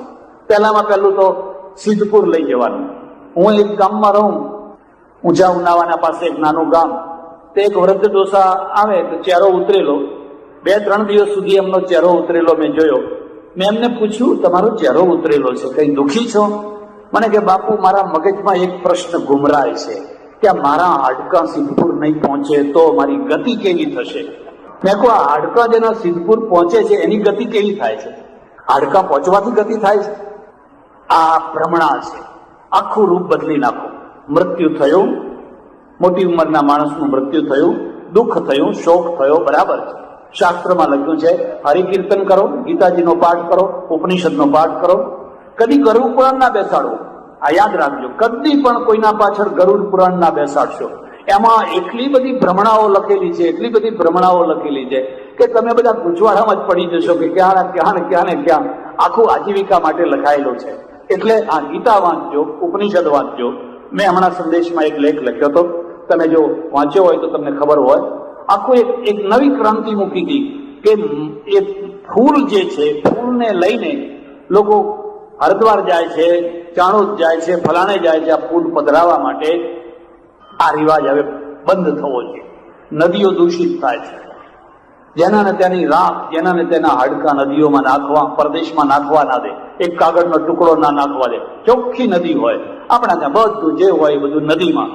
એની જગ્યાએ એક નવી પદ્ધતિ શરૂ કરો કે જ્યાં તમારા સ્મશાનો હોય, આ મોટા શહેરોની વાત નથી, પણ ગામડામાં ત્યાં ચરો હોય, ત્યાં એ ફૂલને જમીનમાં દાટો, એ રાખને જમીનમાં મેળવો અને એના ઉપર એક સારું ઝાડ રોપી દો અને ઝાડને ઉછેરીને મોટું કરો. એના ઉપર એની તકતી લગાવો, ચોતરો બનાવો અને 12 મહિને એક દિવસ એની જે તિથિ હોય આવીને દીવો કરો, અગરબત્તી કરો અને ત્યાં બેસીને થોડી પ્રભુ પ્રાર્થના કરો. એક હિન્દુ મરે છે, એક ઝાડને મારીને મરે છે. તમને ખબર નહીં હોય, 15 થી 20 મણ લાકડા એને જોઈએ અને 15 થી 20 મણ લાકડા આપવા માટે એક ઝાડને મરવું પડે છે. તો એ ઝાડો તો ઓછા થઈ ગયા છે. એની હવે આપણે એક નવી પદ્ધતિ એવી કરીએ કે એક હિન્દુ મરે અને એક ઝાડ નવું ઉગતું થઈ જાય, એક નવું ઝાડ ઉગતું થઈ જાય. દરેક ગામને એક ઉપવન મળે. એટલા 100-200 ઝાડ થયા હોય, લોકો ત્યાં જઈને બેસે, હળે મળે, શીતળતા, શાંતિ, અને દરેકના પૂર્વજનું એમ પર નામ લખેલું હોય. અમારા એક ઓળખીતા કચ્છના ખીમજીભાઈ પટેલ છે, એ આનું આંદોલન ચલાવે છે. મને કે મારા તરફથી હું પિત્તળની પટ્ટી આપું ને આટલી બધી વ્યવસ્થા કરી આપું. એટલે આ મુદ્દો યાદ રાખજો. પાટીદાર કેમ ઘસાઈ ગયો? ચરોતરનો પટેલ છે એ લગ્નમાં ઘસાઈ ગયો, અને ઉત્તર ગુજરાત ને બાકીનો પટેલ છે એ 12માં ઘસાઈ ગયો. 12માં 9મીઓ કરો, 10મું કરો, 11મું કરો, 12મું કરો, 13મું કરો, માસીઓ કરો, ત્રિમાસીઓ કરો, ષણમાસીઓ કરો, વર્ષી કરો, અને પછી ગયા જાઓ ને જ્યાં જાઓ ત્યાં બધું કરો જ. એટલે એમાં ને એમાં પાટીદાર ઘસાઈ ગયા. પેલા 2 વાણિયાના ઘર હોય, 200 ઘર પાટીદાર ના હોય, 200 ઘરની ચોટી પેલા 2 ઘરના હાથમાં હોય. 70 55 2 મૂક્યા છૂટના, લાવો પટેલ ફોમાં 2 ઓછા. પટેલ બિચારા આપી દે, ભોળા માણસો ચૂસાઈ ગયા. એને 12મું ના કરવું હોય તો એ કે તું હું બેઠો છું ને ત્યારે જે જોઈએ ઉધાર લઈ જા, પણ 12મું તો કરવું જ પડે, બાપની સદગતિ ના થાય. અને આ જે કર્મકાંડો અનાવશ્યક વગર જોતા, જેની કોઈ જરૂર નહીં. હા, તમે શું કરો, તમે તમારા પૂર્વજ પ્રત્યે, મરનાર પ્રત્યે પ્રેમ હોય, શ્રદ્ધા હોય, ભક્તિ હોય, કંઈક કરવાની ઈચ્છા હોય તો તમે ગરીબોને જમાડો, અનાથ આશ્રમને જમાડો, વિધવાઓને જમાડો, કંઈક કોઈ સંસ્થામાં એનું નામ રહે એવું કંઈક દાન આપો. જમાડવાની બધી ઘણી જગ્યા છે. આજે રૂપાંતર થઈ ગયું, બધું બદલાઈ ગયું, એટલે દાનની આખી પ્રક્રિયા પણ બદલવાની છે. એટલે આ ત્રીજી વાત યાદ રાખજો કે આપણા સમાજની અંદર મૃત્યુ થાય એની પાછળ ગીતા વાંચો, પ્રાર્થના કરો, ઉપનિષદનો મંત્રો વાંચો, કઠોપનિષદ વાંચો, ગીતાજીનો 8મો અધ્યાય વાંચો, એ બધું બરાબર છે. પણ ખોટા કારજ કરીને, બારમાં કરીને લોકો ઘસાઈ જાય ને દેવામાંથી બહાર ના આવે, એ રિવાજો હવે બંધ થવા જોઈએ. અને સાથે સાથે આ બહેનોને પણ, જો કે શહેરમાં રહેનારી બહેનોને તો કંઈ કહેવાની જરૂર નહીં, પણ ઘણી બહેનો ગામડામાં જઈને પાછી ગામડામાં હતી એવી કૂટવાનો રિવાજ ચાલુ. જો કે શહેરમાં તો હવે તો કંઈ કહેવાની જરૂર નહીં, પણ હું ઘણી જગ્યાએ લોકોને કહું ભાઈ હવે આ કૂટવાનું બંધ કરો. અને કૂટવું જ હોય તો આટલા વર્ષો સુધી આ બહેનોએ પાસણા તોડ્યા, હવે પુરુષો કૂટવાનું ચાલુ કરે. કછોટા મારીને કૂટો બધાને, પેલી બહેનો ઊભી જોયે બરાબર છે, હવે તમે પહાડા તોડો. આ કુરિવાજો છે. અને આ કુરિવાજોમાંથી સમાજને છોડાવવાનું કામ સમાજની છત્રીના દ્વારા થતું હોય છે. સમાજ એક છત્રી લઈને ઊભું છે અને કહે છે આવો આપણે ચોખ્ખા થઈએ, આ ના જોઈએ આપણા ત્યાં, આ ના જોઈએ આપણા ત્યાં, આ ના જોઈએ. એટલે હવે 4 જે સકારાત્મક રૂપ છે એ 4 સકારાત્મક રૂપને યાદ રાખજો. સમાજ શું છે? સમાજની પહેલામાં પહેલી છત્રી છે, મારા સમાજનો કોઈ પણ માણસ લાચાર થઈને, દુઃખી થઈને કોઈના આગળ લાંબો હાથ કરે તો અમને સમાજવાળાને લ્યાનત છે, અમને સમાજવાળાને ધિક્કાર છે. કોઈ વિધવા, કોઈ ડોસી, કોઈ ડોસો, કોઈ અનાથ બાળક, કોઈ ત્યક્તા બેન, કોઈ ગરીબ માણસ ઘેર રખડતો હોય, ઘેર ફરતો હોય, હું કડવા પાટીદારનો દીકરો છું, મને તમારું ઉતરેલું કપડું આપજો, મને તમારું એઠું વધેલું ખાવાનું આપજો. અને બીજી તરફ કડવા પાટીદારના કરોડાધિપતિઓ છે, એ મોટા બંગલામાં રાજતા હોય, ત્યારે એમ સમજવાનું કે આમના અંદર જો સમાજની જે વૃત્તિ જાગવી જોઈએ એ જાગી નથી. એટલે પેલા સકારાત્મક વૃત્તિ શું કરવાની છે? એક વૃત્તિ એ કરવાની છે મારા સમાજમાં કોઈ ભિક્ષુક ન હોય, કોઈ ભિખારી ન હોય, અમે એનો ભાર ઉપાડશું, અમે એને મદદ કરશું. અમારી વિધવા, અમારી ત્યક્તા, અમારા અનાથ બાળકો કે અમારા વૃદ્ધો કોઈના પાટીદાર લાંબો હાથ કરે નહીં, અને કરે તો ઉપર આપવા માટે કરે, નીચે હાથ રાખવા માટે ન કરે, ઉપર આપવા માટે કરે. અને એ ગૌરવ જે પાટીદારનું ચાલ્યું આવે છે, તમે તો સુપડે ભરીને ખડામાં આપ્યું છે, ચપટીએ ભરીને નહીં, પણ સુપડા ભરીને આપ્યું છે. પહેલા તમે ખડા પાકતા ત્યારે હવે રૂપિયા, સુપડા ભરી રૂપિયા આપવાના. હવે દાણાની જગ્યાએ તમે જોયું અહીંયા નદાસાના નટવરભાઈએ કહ્યું તમે જમીન લાવો, અને જમીન લાવો ને પછી બાંધકામનું કામ ભગવાન માતાજી પૂરું પાડશે. કેટલી નમ્રતા છે, કેટલો વિનય છે. માતાજીની દયાથી એક તમારો નાનો સરખો બાળક મુંબઈના ખોળામાં આવ્યો, અને મુંબઈના ખોળામાં એ પુષ્ટ થયો. સમાજને એક છાત્રાલય, એક કન્યા છાત્રાલય અર્પણ કરશે. એમના બાળકો એમને પરંપરાવાળા ગૌરવ લેશે કે અમારા પૂર્વજે આ કેટલું મોટું સરસ મજાનું ભવ્ય છાત્રાલય બનાવી આપ્યું. એવા જ કચ્છના એક ભાઈ આવ્યા, એમણે કહ્યું ઉમિયા માતાનું મંદિર. જોકે એ થોડુંક આપણે કરતા રહ્યા, પણ મને ખાતરી છે અને આ તો ઇતિહાસ છે. 100 વર્ષે 200 વર્ષે નહીં આપનારા પસ્તાવાના છે, નહીં આપનારા પસ્તાવાના છે. અરે રે, આ બધાએ કઈ ને કઈ ડંકો વગાડ્યો, અને આપણે ચપટીએ ના વગાડી, આપણે તાલીએ ના વગાડી, આ તો ડંકો પહેલો ઘારાણાનો કરીને ડંકો વગાડી દીધો. ઉમિયા સંસ્થાનની આ શાખા છે. ઉમિયા માતાનું મંદિર એ તો પ્રતીક છે, જેના દ્વારા આખો સમાજ ભેગો થયો છે. અને હું તમને આવનારા 100 વર્ષ મને દેખાય છે, તમને નહીં દેખાતા હોય. અને મારી વાત જો તમે માનશો અને સ્વીકાર કરશો તો તમે મને યાદ કરશો. ભલે તમને થોડું દુઃખ પડે, કષ્ટ પડે, પણ એક વિશાળ જમીન રાખો, ભલે થોડી દૂર રાખવી પડે, ભલે થોડું 2 માઇલ દૂર જવું પડે, પણ એક વિશાળ જમીન રાખો અને આખું એક ઉમિયા સંકુલ ઊભું કરો. 200-500 એમાં ફ્લેટો બનાવો, 500 ફ્લેટો બનાવો. કડવા પાટીદારનો કોઈ પણ દીકરો આવે એને એક ફ્લેટ આપવાનો, એમાંથી તમારા પૈસા નીકળી આવશે. આજે બધા વેર વિખેર પડ્યા છે, એની જગ્યાએ 500 પ્લોટ ઉભા થાય, 10-10 માળનું બિલ્ડિંગ થાય, એક માળમાં 100 પ્લોટો ફ્લેટો હોય અને તમામ કડવા પાટીદારો એક જગ્યાએ, એક દરવાજો, એક પેરોવાળો, અંદર માતાજીનું મંદિર. મુંબઈમાં ઘણા પ્રશ્નો ઉભા થવાના, કોઈ વાર કોમવાદના પ્રશ્નો ઉભા થાય તોય તમારું સંકુલ સુરક્ષિત, કોઈ વાર આજુબાજુ રહેનારા ખરા ખોટા છોકરા છોકરીઓના પ્રશ્નો ઉભા થાય, બાજુમાં કોણ રહેતું હોય. કરોડાધિપતિ થયા અને તમારી છોકરી કઈ બીજે આંધળી થઈને ચાલી જાય, બાપને મરવા જેવી દશા થાય. અને અહીંયા તો શું કે ગઈ તો કડવા પાટીદારમાં ગઈ ને કે આ બીજે ક્યાં જવાની હતી, પડોશમાં બધા કડવા પાટીદાર જ પાટીદાર છે, એનાથી તમારું એક ઘી ઢળ્યું તો ખીચડીમાં. આ વાતને તમે નિરાશ ના થશો. અરે રે એટલું બધું થતું હશે, બધું થાય. તમારું કાળજું મોટું હોવું જોઈએ, તમારા માઇન્ડમાં મોટો નકશો હોવો જોઈએ. જમીન મોટી રાખો, 500 ફ્લેટો, અને ફ્લેટો નોંધાવનારા તરત મળી જશે કે ભાઈ મારો ફ્લેટ, મારો ફ્લેટ, મારો ફ્લેટ, મારો ફ્લેટ. એક સાથે આખું ઉમિયાનગર વસે. ઉમિયાનગરના વચ્ચોવચ્ચ ઉમિયા માતાનું મંદિર હોય, સાંજે ઝાલર વાગતી હોય, ડંકો વાગતો હોય, ડોશી ડોહા જુવાન છોકરા છોકરીઓ બધા ત્યાં જઈને બેઠા હોય.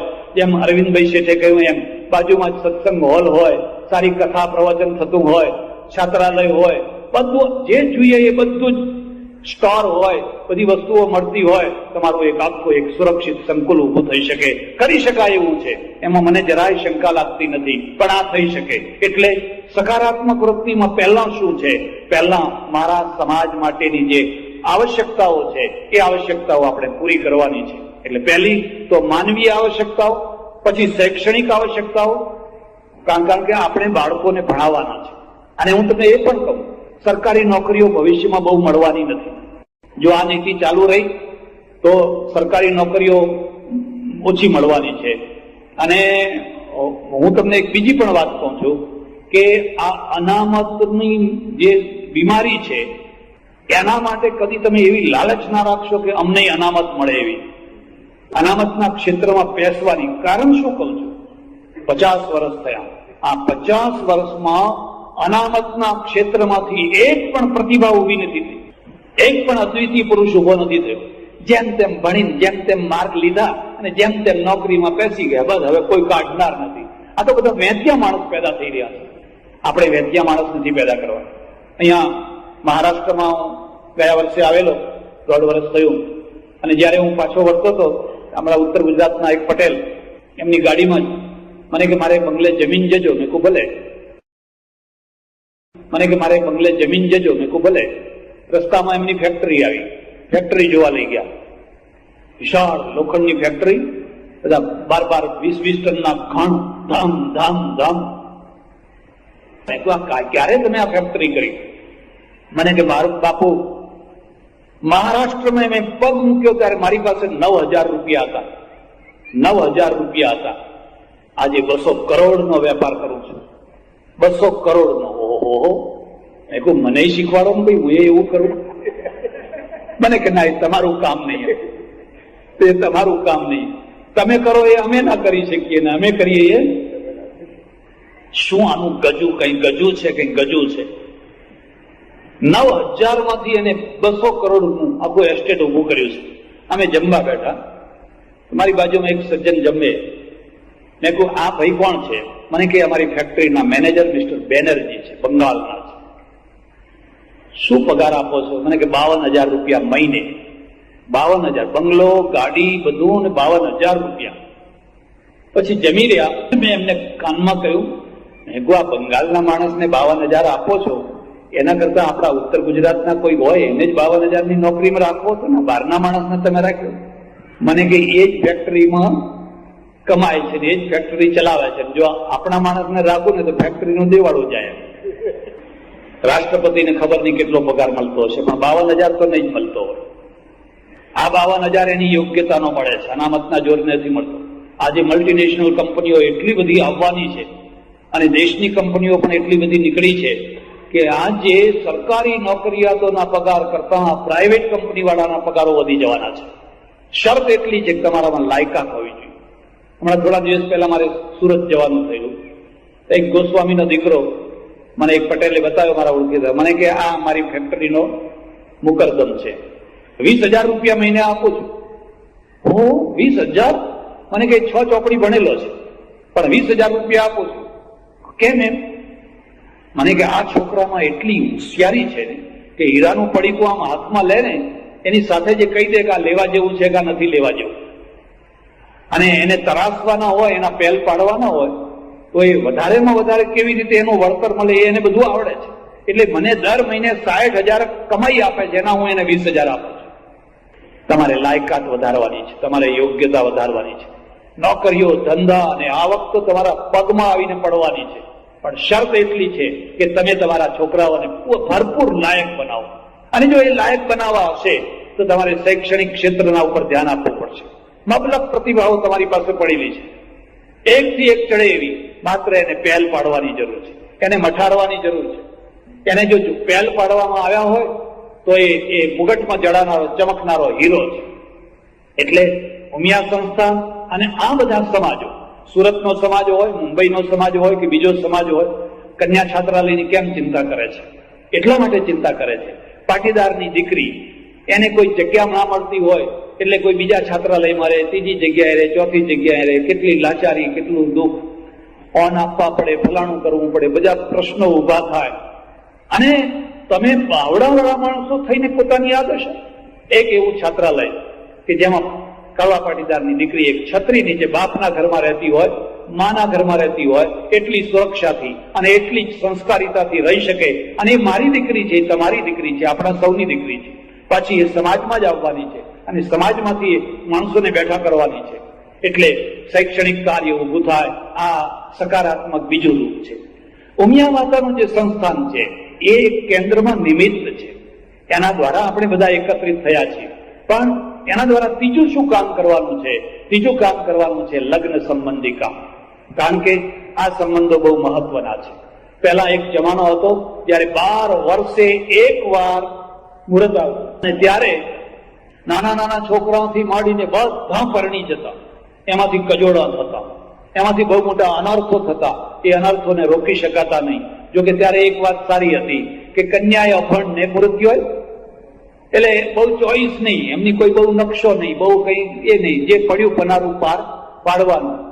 હવે એ ના ચાલી શકે. હવે મૃત્યા ભણેલા થયા તો કન્યાઓને પણ ભણવાનું થયું. હવે થોડી વાત આગળ વધી છે, કન્યાઓ વધારે ભણે છે, મૃત્યાઓ ઓછું ભણે છે. તો આપણે હવે એક વસ્તુ બદલી નાખવાની કે જયારે પેલી ચોરીમાં ફરે ને ત્યારે કન્યાને આગળ ફેરવવાની, કઈ વધારે ભણેલી છે. પેલાને કહેવાનું તું પાછળ પાછળ. કેમ છોકરાઓ કેમ ઓછું ભણે છે? શું કરે છે? અહીં શું કરે છે એની ખબર નહીં, પણ મને અમારે ત્યાં તો ખબર છે. આખો દિવસ પેલા મસાલા ખાય છે, પેલા આવે ને પડીકા આવે છે, એ મસાલા ખાય છે અને ક્રિકેટની કોમેન્ટ્રીને દાડિયા લઈને ફરતા હોય છે. ત્યારે આપણે એક આ ત્રીજી જાગૃતિ કરવાની છે, સકારાત્મક રૂપ, કે આપણો આખો સમાજ એ શિક્ષિત સમાજ હોય, એજ્યુકેટેડ સમાજ હોય, અને બહેનો પણ એટલી જ ભણેલી ગણેલી હોય, સંસ્કારી હોય, અને એના માટેનો આ પ્રયત્ન છે. અને પ્રયત્નમાં તમે જોયું કે આપણને કલ્પના નથી. બધા શું કે, મેં કહ્યું ભાઈ આ તમે કર્યું, શું કરવું છે? કઈ મને કે બાપુ ઘણું કરવું છે, પણ હવે કરવું સી રીતે? પછી 25,000 રૂપિયાના સભ્યો બનાવીએ, 1000 સભ્યો થાય તો આટલા પૈસા થાય. અરે આ મુંબઈ છે, મુંબઈનું જબડું તો બહુ મોટું છે. એના મોટા દાંત તો પહેલા જમીન ખાઈ જાય, જમીનમાં જ પૈસા ખાઈ જાય. પણ જમીનના પૈસાથી ચિંતા ના કરશો. એ જમીનના પૈસા તમને, જમીન મફત મળવાની. તમને જમીન છે એ જમીન તમારી મફતમાં નીકળી જાય એવું આયોજન કરવાનું. મારા ઓળખીતા એક વાણિયા છે, શું બાહોશ માણસ, શું હિંમત વાળો માણસ. એ 9 ભેગા થયા, 9 વાણિયા જૈન, દરેકે 1-1 લાખ રૂપિયા કાઢ્યા, 9 લાખ થયા. ટ્રસ્ટ બનાવ્યું, વારાફરતી બધાએ પ્રમુખ થવાનું નંબર પ્રમાણે, અને 9 લાખ રૂપિયાની જમીન રાખી વાપીમાં. જમીન 6-12 મહિના પડી રહી. પછી અડધી જમીન વેચી 9 લાખ પાછા આવ્યા. અડધી જમીન મફતમાં રહી, મોટી જમીન રાખેલી, અડધી વેચી દીધી, અડધી મફતમાં રહી. મને કે જમીન અમારી નીકળી ગઈ. પછી એમાં થોડું બાંધકામ કર્યું, દવાખાનું ને કંઈ. હવે આજે હમણાં થોડા દિવસ પહેલા મને મળ્યા કે અમારી અડધી જમીન હવે 1,20,00,000 વેચાય છે. 1,20,00,000 વેચાય છે. ટ્રસ્ટ બહુ સમૃદ્ધ ટ્રસ્ટ થઈ ગયું. એમ તમે જમીન રાખો ત્યારે ભલે થોડું દુઃખ પડે, લોન આપજો, દાન ના આપો તો કઈ નહીં, પણ લોન આપજો વગર વ્યાજની. પણ લોન આપીને પણ મોટી જમીન રખાવજો, એ જમીનમાંથી જ તમને વળતર મળી રહેશે. મુંબઈ વધવાનું છે, મુંબઈ આગળ વધવાનું છે. આવનારા 50 વર્ષ 100 વર્ષને તમે જુઓ, અને એમાં એવા સંકુલો, એવા ફ્લેટો ઉભા કરો. કડવા પાટીદારનો કોઈ પણ દીકરો લોન લઈને રહી શકે, ભાડે આપીને રહી શકે, ફલાણે રહી શકે. અહીંયા રોટલો છે પણ ઓટલો નથી. સમાજ ઓટલો આપશે. તું ચિંતા ના કર, સમાજ તને ઓટલો આપશે અને સમાજ તને રોટલો આપશે. કોઈ નોકરીએ વળગાડશે, કોઈ ધંધે વળગાડશે. તું ઉઠ, ઉભો થા, કામ કર. એટલે આ ત્રીજું કામ કરવાનું છે. ચોથું અને છેલ્લું અને મહત્વનું કામ છે માનવતાનું, હ્યુમેનિટીનું. પાટીદાર પહેલેથી જ પાટીદાર પાછળ નથી. કણબી પાછળ કરોડ, એવી એક કહેવત છે. જે આવે એ બધા કણબીના પાછળ. એમ તમારો સમાજ સારું છે કે વાણિયા જેવો નથી થયો. કોઈએ કહ્યું કે વાણિયાને પૈસા આવે તો એનું રૂવાડું ના ફરકે. તો ભાઈ આપણે એવો નથી થવું. આપણે પાટીદારના પાટીદાર જ રહેવું છે. ભલે તમે લગ્નમાં કે એમાં ખર્ચા કરતા હો, પણ એ તો તમને કોઈ દિશા બતાવનારો નથી મળ્યો એટલે તમે એમાં ખર્ચા કરો છો. પણ એ જ ખર્ચા કરનારા, ધડ ફટાકડાની શેરો ફોડનારા, એ જ ને જો દિશા બતાવવામાં આવે અને એના મગજમાં જો દિશા ઉતરી જાય તો કે નહીં, હવે તો આપણે એક પૈસો આ સંકુલમાં વાપરવાનો છે. આજ સુધી અમે ઘણા પૈસા બગાડ્યા, ઘણા પૈસા વેડફ્યા, ઘણા બાળ્યા, પણ હવે અમારે ઉગાડવા છે. આ જે સંકુલ થશે એ ઉગનારું સંકુલ છે. અને એમાં મુંબઈમાં આવનારો અતિથિ પણ ઉતરી શકે, પરદેશ જનારો પણ ઉતરી શકે, પરદેશથી આવનારો પણ ઉતરી શકે. લગ્ન કરવા હોય, એવો મંડપ હોય કે વર અને કન્યા આવીને બેસે એટલે બધી વસ્તુઓ ત્યાં હાજર. કોઈ એવી ચિંતા નહીં કે માડવો ક્યાંથી લાવશું, મોયરું ક્યાંથી લાવશું, રસોઈઓ ક્યાંથી લાવશું, ફલાણું ક્યાંથી લાવશું. સમાજ છત્રી લઈને ઉભેલો છે. એટલે સજ્જનો, આ 4 કામ કરે એ સમાજની સકારાત્મક છત્રી થઈ. આજે મુંબઈનો સમાજ મારી દ્રષ્ટિએ થોડો પાછળ પડ્યો કહેવાય. સુરતનો સમાજ બહુ વહેલો જાગ્યો. એમ લાગે છે કે ઉત્તરથી જાગૃતિ આવતી આવતી આવતી આવતી આ દક્ષિણ તરફ આવી. તમે સુરતમાં જાઓ તો આ લોકોએ કંઈક કામ કર્યું છે. એનું ગેસ્ટ હાઉસ તો જાઓ, એક જુઓ તો ખરા ગેસ્ટ હાઉસ કેવું બનાવ્યું છે. કોઈ રાજાનો મહેલ હોય, આલિશાન મહેલ હોય. 50 વર્ષ પછી લોકો કહેશે કે આપણા પૂર્વજો કેવા હતા અને આ કેવું બાંધ્યું ને કેવું કર્યું. એ તો આ યોજના બધી અહીંના કાર્યકર્તાઓ તમને કહેશે કે એક રૂમ ઉપર તકતી મૂકવી હોય તો શું, ફોટો મૂકવો હોય તો શું, ફલાણા ઉપર નામ મૂકવું હોય તો શું.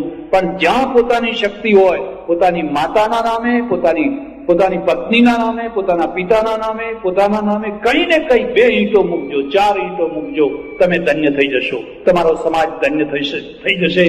અને આ રીતે આપણે મુંબઈની અંદર એક ઉમિયા માતાનું ઉમિયા નગર સંકુલ ઉભું કરીએ, જેમાં સમસ્ત કડવા પાટીદાર સમાજ ભેગો થાય અને એક થઈને રહે અને સુરક્ષિત રહે, સંસ્કારી રહે, સમૃદ્ધ થઈને રહે અને ધાર્મિક થઈને રહે. આ બધા સંસ્કારો એક સાથે એને મળે એવી વ્યવસ્થા કરવાની છે.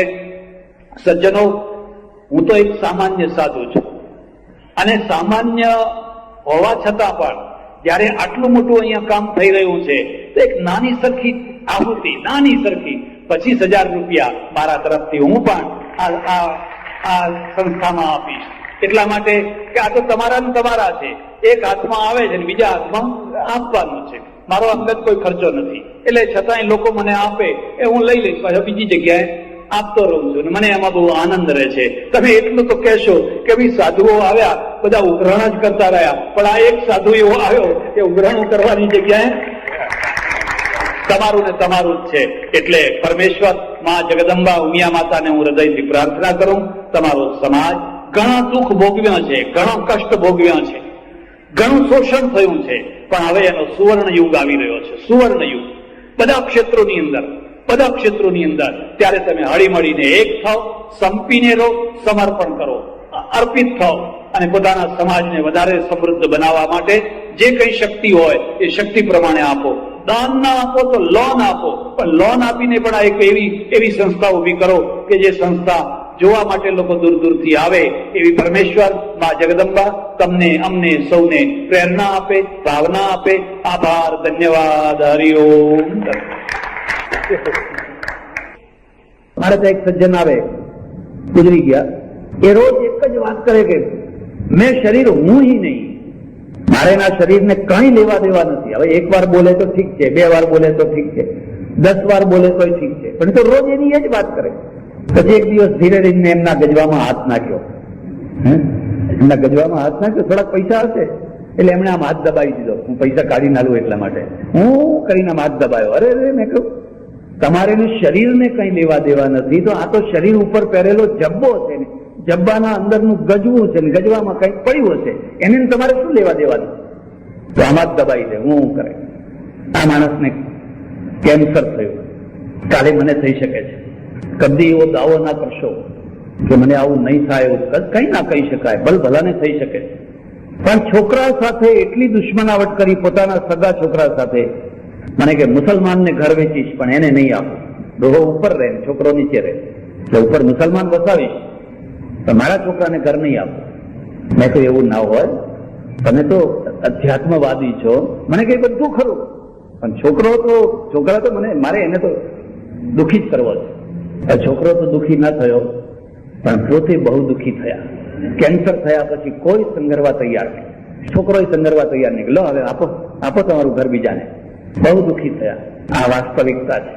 પેલું બબડવું એ વાસ્તવિકતા નથી, એ તો પોપટની માફક કોઈ રટાયું હોય એવું આપણે બોલ્યા કરીએ. એને વાસ્તવિકતાને શું લેવા દેવા છે? વાસ્તવિકતા એ છે કે મૃત્યુનો ડર લાગે છે, બીમારીનો ડર લાગે છે.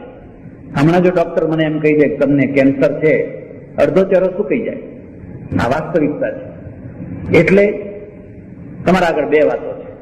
જીવનનો આદિ શું છે, જીવનનો અંત શું છે, અને આદિ અને અંત એ બંનેના વચ્ચે જે પ્રવાહ છે એ પ્રવાહમાં કરવાનું 2 રીતે જુઓ. એક નેચરના દ્વારા જુઓ, કુદરત તમારા પાસે કંઈ કરાવવા માંગે છે, અને એક તમારી જાતના એંગલથી જુઓ, તમે કંઈ કરવા માંગો છો. પુરુષોની ચર્ચા નહીં કરું, બહેનોની ચર્ચા કરીશ. સ્ત્રી કેમ જન્મી, શું જરૂર હતી? સ્ત્રી ના હોત તો રામાયણ ના થયું હોત, સ્ત્રી ના હોત તો મહાભારત ના થયું હોત. એ બધા એકલા પુરુષો જ પુરુષો હોત, બસ અગર બમ ગિરનારી બધા લીલા લહેર કરો, કઈ પ્રશ્ન જ નહીં, કઈ માથાકૂટ જ નહીં. મોટા ભાગે પ્રશ્નો તો સ્ત્રીઓ ઉભી કરતી હોય છે, પુરુષોના તો બહુ મોટા પ્રશ્નો નથી હોતા. અને એવા પ્રશ્નો ઘરમાં તમે જઈને જુઓ, ના એવું નથી. એ પ્રશ્નો ઉભા કરે છે ને એટલે તમને કામ મળે છે. જો એ પ્રશ્નો ના ઉભા કરે તો તમે પછી અમારામાં તમારા ફરક શું રહ્યો? પછી સ્ત્રી કેમ, શા માટે સ્ત્રી છે? કોઈ વાર વિચાર કરો, નેચરની દ્રષ્ટિએથી, કુદરતની દ્રષ્ટિથી, પરમેશ્વરની દ્રષ્ટિથી વિચાર કરો. મને એમ લાગે છે કે નેચર એવી ઈચ્છા રાખે છે કે આ જે પ્રવાહ છે ને એ પ્રવાહ ચાલુ રહેવો જોઈએ, અને પ્રવાહને ચાલુ રાખવા માટે સ્ત્રી જરૂરી છે. પણ સ્ત્રીને માત્ર સ્ત્રી રૂપમાં જ રાખવી છે. પુરુષ છે પ્રવાહને ચાલુ રાખવા માટે તપ નથી કરતો, સ્ત્રી તપ કરે છે. આ બંનેના ફરકને સમજો. વચ્ચે એક બીજી વાત તમને કહી દઉં, પુરુષ એ પુરુષ જ છે ને સ્ત્રી એ સ્ત્રી જ છે. ભલા થજો, કદી કોઈ સ્ત્રીને પુરુષ બનાવવાનો પ્રયત્ન ન કરશો, અને કોઈ પુરુષને સ્ત્રી બનાવવાનો પ્રયત્ન ન કરશો. કોઈ સ્ત્રીને દાઢી આવી હોય, મૂછો આવી હોય, કેવી લાગે? એટલે પુરુષ બનાવો. પુરુષના જેવું ગળું હોય, જરા જાડું અવાજ વાળું હોય તો કેવું લાગે? અને કોઈ પુરુષ સ્ત્રીના અવાજે બોલતો હોય તો કેવું લાગે? તમને આટલા બધા પુરુષો બેઠેલા છે, કોઈ મેકઅપ નથી કર્યો, પણ કાલથી બધા મેકઅપ કરવાનું શરૂ કરી દે, લીલું પીળું લગાવીને બધા આવ્યા હોય, કેવા લાગે બધા? કઈ કાનમાં પહેર્યું હોય, કઈ નાકમાં પહેર્યું હોય, કઈ હાથમાં પહેર્યું હોય, કઈ પગમાં પહેર્યું હોય. અરે પુરુષ તો બિચારા 2 જબ્બા ને 2 લહેંગા હોય એટલે 12 મહિના ખેંચી કાઢે, બહુ થઈ ગયા. 2 લહેંગા ને 2 જબ્બા હોય એટલે બહુ થઈ ગયું.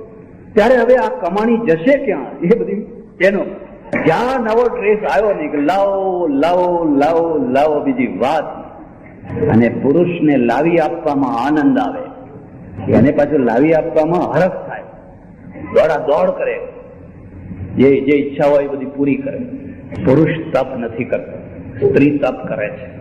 આ 2 મુદ્દાને તમે સમજો. અને જેની પાસેથી પરમેશ્વર તપ કરાવવા માંગે છે એના આખા વ્યક્તિત્વને તપસ્વી બનાવે છે.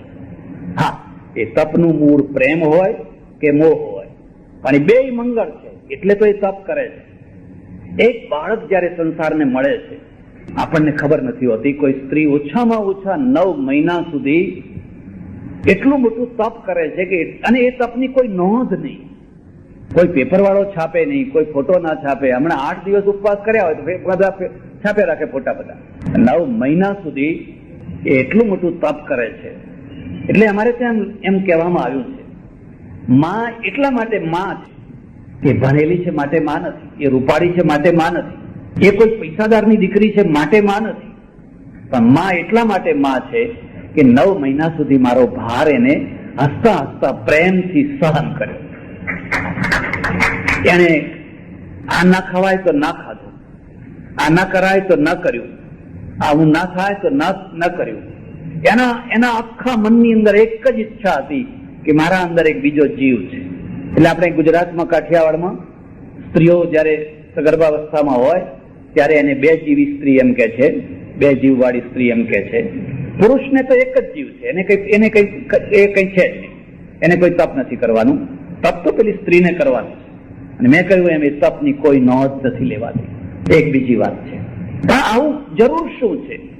તમે કોઈ વાર સ્ત્રીના સ્વરૂપને જોજો તો એની અંદર એક બહુ મોટી ઝંખના છે. પહેલા પતિ મેળવવાની ઝંખના, અને પછી માં બનવાની ઝંખના. અને આ 2 ઝંખનાઓ જો એની પૂરી ના થાય તો સ્ત્રી જેવી કોઈ દુઃખી સ્ત્રી નહીં. પુરુષ કુંવારો રહી શકે, કદાચ આખી જિંદગી કાઢી શકે, પણ સ્ત્રી કુંવારી રહે અને આખી જિંદગી એને કાઢવાની હોય તો અત્યંત એના માટે કઠિન. બીમ છે, પિલ્લર છે સ્ત્રી, બીમ છે. બીમ ગમે એટલું મોટું હોય, ગમે એટલું મજબૂત હોય, પણ કોઈને કોઈ પિલ્લરના આધારે રહેવાનું.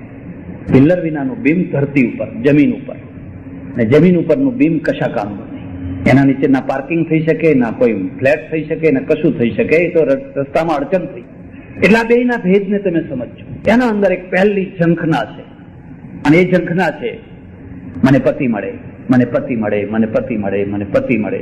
અને એના કારણે ભારતમાં કુંવારી છોકરીઓ બધા વ્રતો કરે છે. ગૌરી વ્રત કરે, ઊભી ચોથ કરે, આડી ચોથ કરે, ફલાણું કરે, આ કરે તે. ઓહો, ચોમાસું આવે એટલે કોણ જાણે કેટલા વ્રતો. કદી કોઈ પુરુષોને ઊભી ચોથ કરતા જોયા? કોઈ ગૌરી વ્રત, શિવ કોઈ વ્રત કરતા જોયા? કેમ? કારણ કે પેલી સ્ત્રી છે ને, કન્યા છે ને, એ કન્યાએ તો એક સમુદ્રમાં ભળી જવાનું છે, એને તો સમર્પિત થવાનું છે. અને એક જમાનો હતો જયારે એની જીવ ઉપર તાળું હતું, એની કોઈ ચોઈસ નથી, એને કશું નક્કી કરવાનો હક નતો, અધિકાર નતો. બસ એના માતા પિતા જ્યાં એનો હાથ પકડાવીને આપે એ એને સ્વીકારી કરવાનું હતું. અપરિવર્તનીય, ગમે તેવું હોય પણ એ એને સ્વીકાર કરવાનું હતું. અને એટલે એની આખી અપેક્ષાઓ, એની ઈચ્છાઓ, એની વૃત્તિઓ, એ બધું જઈને પેલી માં આગળ કે, જોજે માં હો, મને કોઈ કસાઈનું ઘર ના આપતી, મને કોઈ કસાઈના પનારે ના પાડતી. તમે કલ્પના કરી જોઈ? કોઈ વાર તો તમે પોતાની જાતને કન્યા માનો અને એમ માનો કે તમને તમારા મા બાપ હાથ પકડીને આપે ત્યાં તમારે જવાનું છે, એક અજાણ્યા ઘરમાં જિંદગી કાઢવાની છે, અજાણ્યા માણસો સાથે. સાસુ કેવી હશે, નણંદ કેવી હશે, દેરાણી કેવી હશે, જેઠાણી કેવી હશે. બીજી વાત જવા દો, ગામડામાં જઈને જોજો, એક મહોલ્લો હોય, એમાં 10-15 કૂતરા રહેતા હોય, એમાં એક નવું કૂતરું આવે એટલે પેલા 15 કૂતરા પેલા નવા કૂતરાના સાથે કેવો વ્યવહાર કરે? બચકા ભરે, એને નોચી નાખે, એને ખેંચી નાખે. અને જો એ ભાગી ગયું તો ભાગી ગયું, અને જો એમ બચકા ભરતા સહન કરતા કરતા જો ટકી ગયું તો ટકી ગયું. પછી એ બચકા ભરે કે હવે મારો વારો આવે. ઘણા બચકા તમે મને ભર્યા છે, હું નવું આવ્યું ત્યારે, હવે મારો વારો છે ને હવે હું તમને. આપણા ઘરની સ્થિતિ પણ મોટા ભાગે આ દશા છે. મોટા ભાગે એટલા માટે બધા ઘરમાં આવું નથી હોતું, પણ મોટા ભાગના ઘરોની અંદર આવા બધા નાના પ્રશ્નો, જેમ દિલ્હીની ગાદી છે, જેમ ગાંધીનગરની ગાદી છે, એમ ઘરની એક ગાદી હોય છે, એનું રાજકારણ હોય છે, અને એના બધા પોલિટિક્સ ઇસ્યુ હોય છે, ને બધા એવા રમવા માંડે, એવા ખીલાવા માંડે. એમાં જો કોઈ ટકી ગયું તો ટકી, પણ ના ટક્યું તો જાય ક્યાં? માએ કહ્યું હોય હસતી હસતી મારે ઘેર આવજે, જો રોતી રોતી આવવાની હોય તો કુવામાં પડજે. તો મારે ઘેર ના આવીશ. અને સામે પ્રશ્ન છે કે જો હસતા હસતા જ આવવાનું હોય તમારે ઘરે હવે આવવાની જરૂર જ શું છે? અમારે જયારે રોવાના દિવસ આવે ને ત્યારે તમારા બારણા ઉઘાડા ન હોય તો હવે અમારા માટે તો એક કૂવો જ છે. બે કૂવા સિવાય હવે કઈ બાકી રહેતું. કદી પણ તમે કન્યાના પ્રશ્નોને કન્યાની દ્રષ્ટિએ જોયા છે? આપણે તો એક જ વાત છે, બસ હું કહું કર, અહીં બેસી જા, આમ કર, આમ ના થાય, આમ થાય, મારી નાખીશ, હત્યા કરી નાખે, મારી નાખે. આ સ્થિતિ છે. અને એમાં એની એક પહેલી ઝંખના હોય છે. બસ એ ઝંખના હોય છે કે મને એક પતિ મળે, શિવજી મળે, રામ મળે, કૃષ્ણ મળે. પ્રત્યેક રાધાને, પ્રત્યેક સીતાને, પ્રત્યેક પાર્વતીને એક ઝંખના હોય છે. અને ઝંખના જયારે પૂરી થાય ને સફળ થાય, લ્યો હવે તમને દેવ જેવા પતિ મળ્યા, રૂપ રૂપનો અંબાર ને ગુણ ગુણનો ભંડાર બધું મળ્યું. ચાલો જીવન પૂરું થયું, જીવનની સાધના પૂરી થઈ નહીં. વર્ષ થયું, 2 વર્ષ થયા, 5 વર્ષ થયા, 10 વર્ષ થયા, 15 વર્ષ થયા, સવા શેર માટી નથી. પેલી ઝંખના કરતા એક મોટી ઝંખના ઉભી થઈ. હવે દેરીએ દેરીએ દીવા કરે છે. અમારે સાધુઓ પાસે આવે છે, મારી પાસે ઘણી વાર આવે, બાપુ એક સવાશેર, એટલે મારે ત્યાં જ સવાશેર માટી નથી, તમને ક્યાંથી આપવાનો હતો? પણ એ માને જ નહીં. પાછળ એ તો તણખલા પકડે છે. અને અમે બધા એવા ને કે એમને ચકડોળે ચડાવીએ. એક મહાત્માએ મને કહ્યું, જો આવું બધું ના કર, હું તને સમજાવું એમ સમજ. મેં કહ્યું શું? અને કે બધાને આશીર્વાદ આપવા.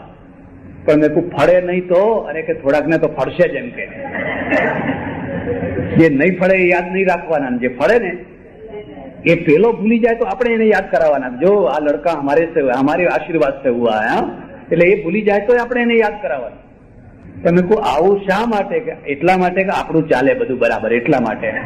નહીં તો પાછું આપણું બધું પડી ભાગે, એમ કે આપણું ચાલતું રહે એટલા માટે. કોણે આ ઝંખના મૂકી? જેણે આ ઝંખના મૂકી એનું નામ પરમેશ્વર છે, એનું નામ ભગવાન છે. તુલસીદાસે વિનય પત્રિકામાં એક અદભુત, હું તમને એક બીજી ભલામણ કરું છું. જો તમને ભોજપુરી ભાષા થોડીક સમજમાં આવતી હોય તો કોઈ વાર તમે તુલસીદાસજીની વિનય પત્રિકાનું અધ્યયન કરજો. રામાયણ એમણે ભોજપુરીમાં લખી, તુલસી રામાયણ, અને વિનય પત્રિકા છે એ વ્રજ ભાષામાં લખી. એનો વ્રજ ભાષા ઉપર અને ભોજપુરી બંને ઉપર એમનો અધિકાર. એટલી મીઠી ભાષા, એટલી મીઠી ભાષા. હરિજુ મેરો મન હઠ ન તજે. હરિજુ 80 વર્ષ વીતી ગયા, વાસનાએ પીછો ન છોડ્યો. વાસના સતાવતી રહી, સતાવતી રહી, સતાવતી રહી. એટલે વૃદ્ધાવસ્થામાં તુલસીદાસ બહુ દુઃખી થયા. આ વાતને યાદ રાખજો. વાસનાની કોઈ ઉંમર નથી હોતી. એક એવો અગ્નિ છે કે ગમે ત્યારે ગમે તે ઉંમરમાં પણ એ ભડકી શકે છે, ધબકી શકે છે. ફરક એટલો છે કે દાંત હોય ત્યારે તમને જેટલી ચણા ખાવાની ઈચ્છા થાય, દાંત પડી ગયા પછી વધારે ઈચ્છા થાય. પછી પેલી ખાણી પર આ લઈને કૂટે બેઠા બેઠા, શું કરો છો? તો કે આ કૂટીને પણ ખાઈશ એમ. પછી એમણે રોજ એક કાગળ લખવા માંડ્યો પોતાના ઈષ્ટદેવને. એનું નામ પડ્યું વિનય પત્રિકા. વિનય એટલે વિનંતી, પત્રિકા. ઓહો, શું કઈ હૃદય મૂક્યું છે, શું કઈ હૃદય મૂક્યું છે. આચાર્યો અને સંતો આ બંનેમાં ફરક છે. એક બુદ્ધિથી લખે છે, એકમાં મગજની પ્રધાનતા છે, એકમાં હૃદયની પ્રધાનતા છે. હૃદયમાં જીવન છે, બુદ્ધિમાં તર્ક છે. બુદ્ધિ પણ જરૂરી છે. હરિજુ મેરો મન હઠ ન તજે. હે પ્રભુ, આ મારું મન જુઓ ને હજુ એની હઠ છોડતું નથી. હરિજુ મેરો મન હઠ ન તજે. જ્યો અનુભવતી પ્રસવ અતિ પીડા દારૂણ દુઃખ ઉપજે. એને એક એક ઉદાહરણ આપ્યા, હું બધા નહીં આપું, વિષયાંતર થઈ જાય. જ્યો અનુભવતી પ્રસવ અતિ દારૂણ દુઃખ ઉપજે. એક સ્ત્રીને પ્રસવની પીડામાં એટલી વેદના થાય, એટલી વેદના થાય, એટલી વેદના થાય, એટલું બધું દારૂણ દુઃખ ઉપજે. વે અનુકૂલ બિસારી સૂલ સઠ પુની ખલ પતિ ભજે. હરિજુ મેરો મન હઠ ન તજે. ઘણી દિવસો વીતી ગયા, દુઃખના દિવસો વીતી ગયા. હવે અનુકૂલ બિસારી સૂલ સઠ પુની ખલ પતિ ભજે.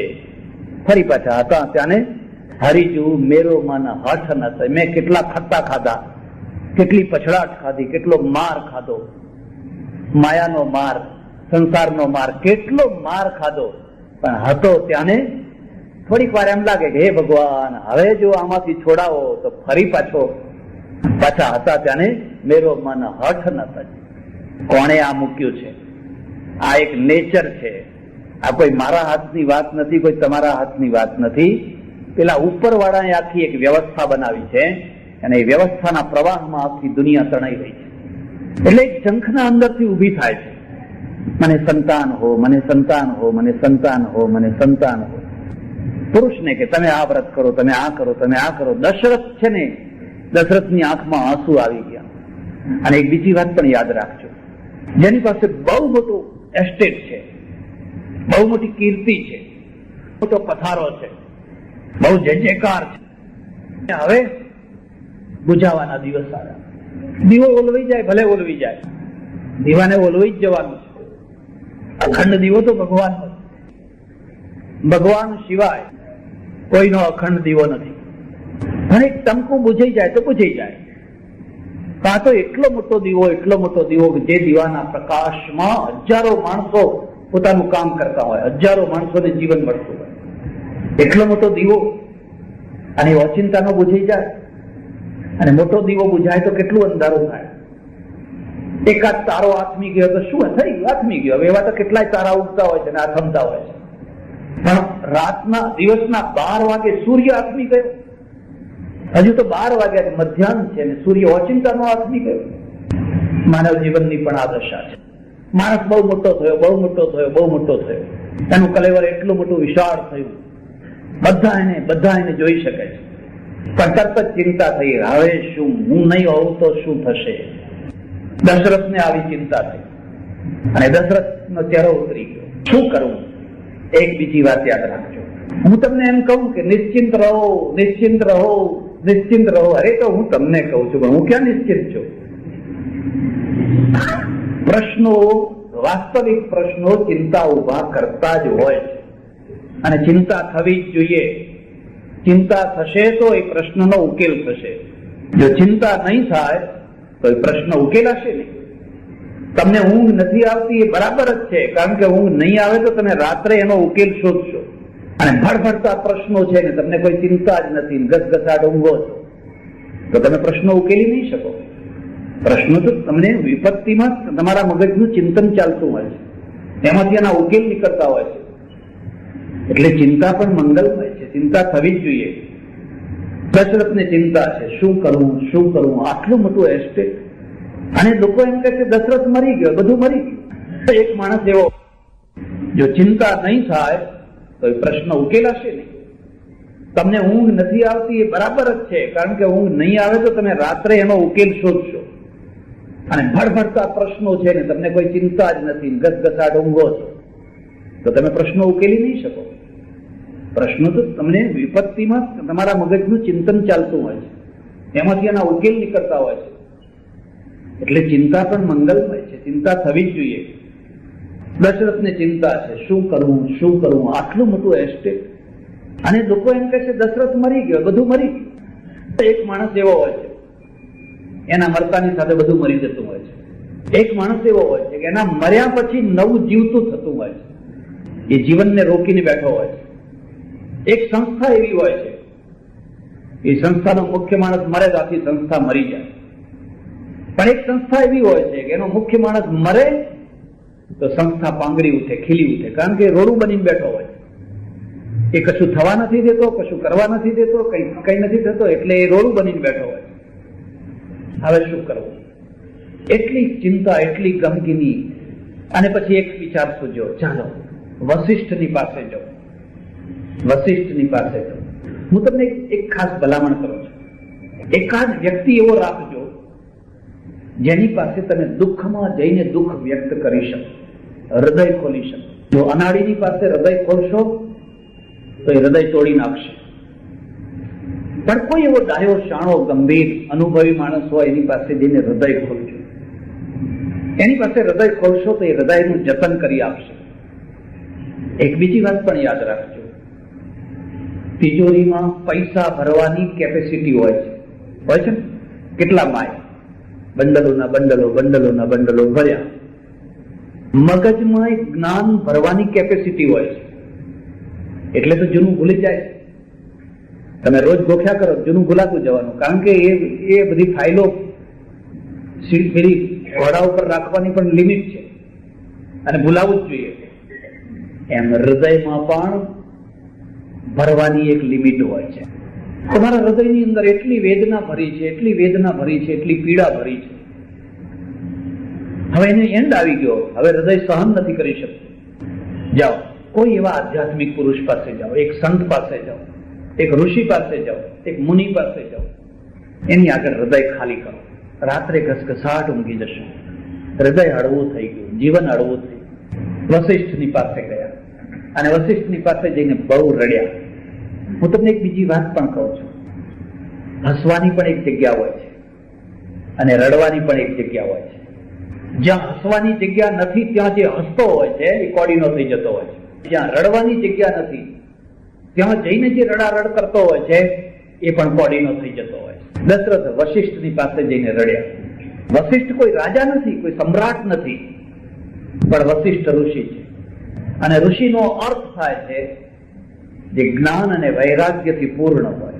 વૈરાગ્ય પેલા જ્ઞાનને વેચાતું અટકાવે, નહીં તો જ્ઞાન વેચાવા લાગશે. એક વકીલનું જ્ઞાન, એક પ્રોફેસરનું જ્ઞાન વેચાય છે. તમે ટ્યુશન આપીને એને ખરીદી શકો છો, પણ વેદાંતના ટ્યુશન ના હોય ને હોય તો પછી એ પેલામાં નામાં કઈ ફરક હોય? આ તો વૈરાગ્ય છે અને વૈરાગ્ય પેલા જ્ઞાન છે ને એ જ્ઞાનનું રક્ષણ કરે છે.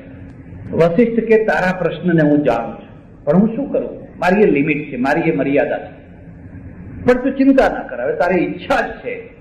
સવાશેર માટી આપો, સવાશેર માટી આપો, સવાશેર માટી આપો. મેં એક વાર લગ્ન કર્યા, બીજી વાર કર્યા, ત્રીજી વાર કર્યા, કઈ કરતા મારો વંશ રે, મારો વેલો રે, અને મારો બધી જાહો જલાલી છે એ એમને એમ રહે. પણ મને કઈ ક્ષિતિજમાં કોઈ સંતાન દેખાતું નથી. સંતાન થયા એટલું નહીં, એ તો લોકો આગળ કહે છે છોકરો તો મારો સારો જ છે. એ તો લોકો ખરાબ એને કહે છે. મારો છોકરો તો બહુ સારો છે. આ લોકો એને વગોવી નાખ્યો છે, બાકી મારો છોકરો તો બહુ સારો છે. આ માં છે. આવી માં પાલનપુરમાં એક બાળકને જન્મ આપે. એ માનું નામ દિવાળીબા. તમે જોઈ શકો છો, આ ચિત્ર તમે જોઈ શકો છો. આજથી 80 વર્ષ ઉપર કેવી દશા હતી, કેવી સ્થિતિ હતી, કેવા રજવાડા હતા, કેવી આવક, કેવા ખર્ચા. આજે તો બધું બદલાઈ ગયું, ઘણું બદલાઈ ગયું. સ્ત્રીઓ ભણે નહીં, પુરુષો ઓછા ભણે.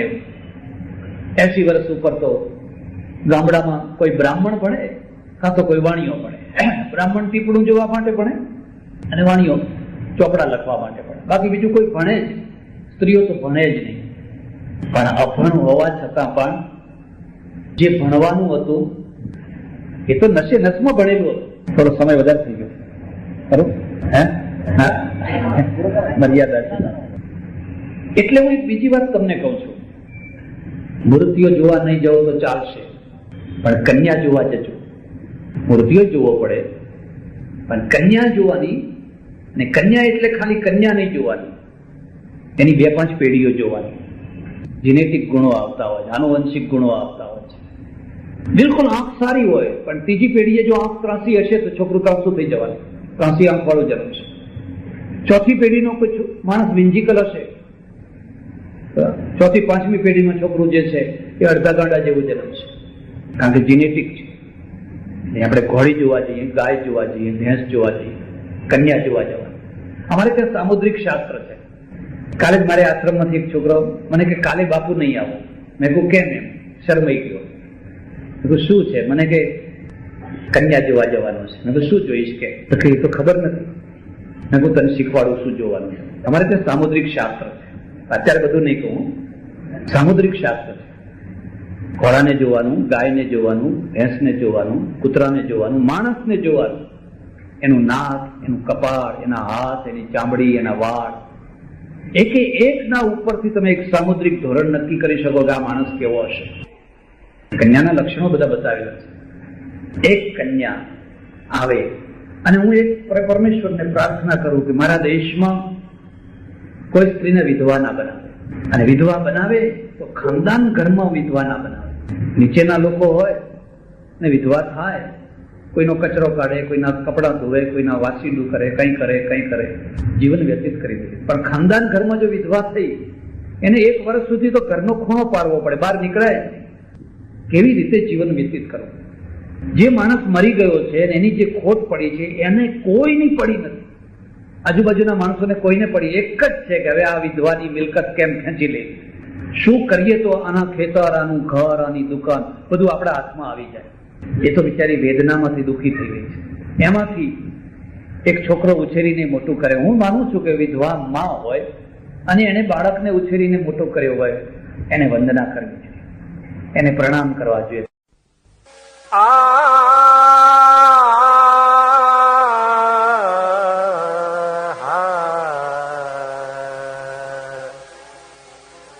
गोस्वामी तुलसीदास जी का ये पद है, विनय पत्रिका से ये पद लिया है, राग सोहनी में, जिसके बोल हैं मन पछतई हैं अवसर बीते।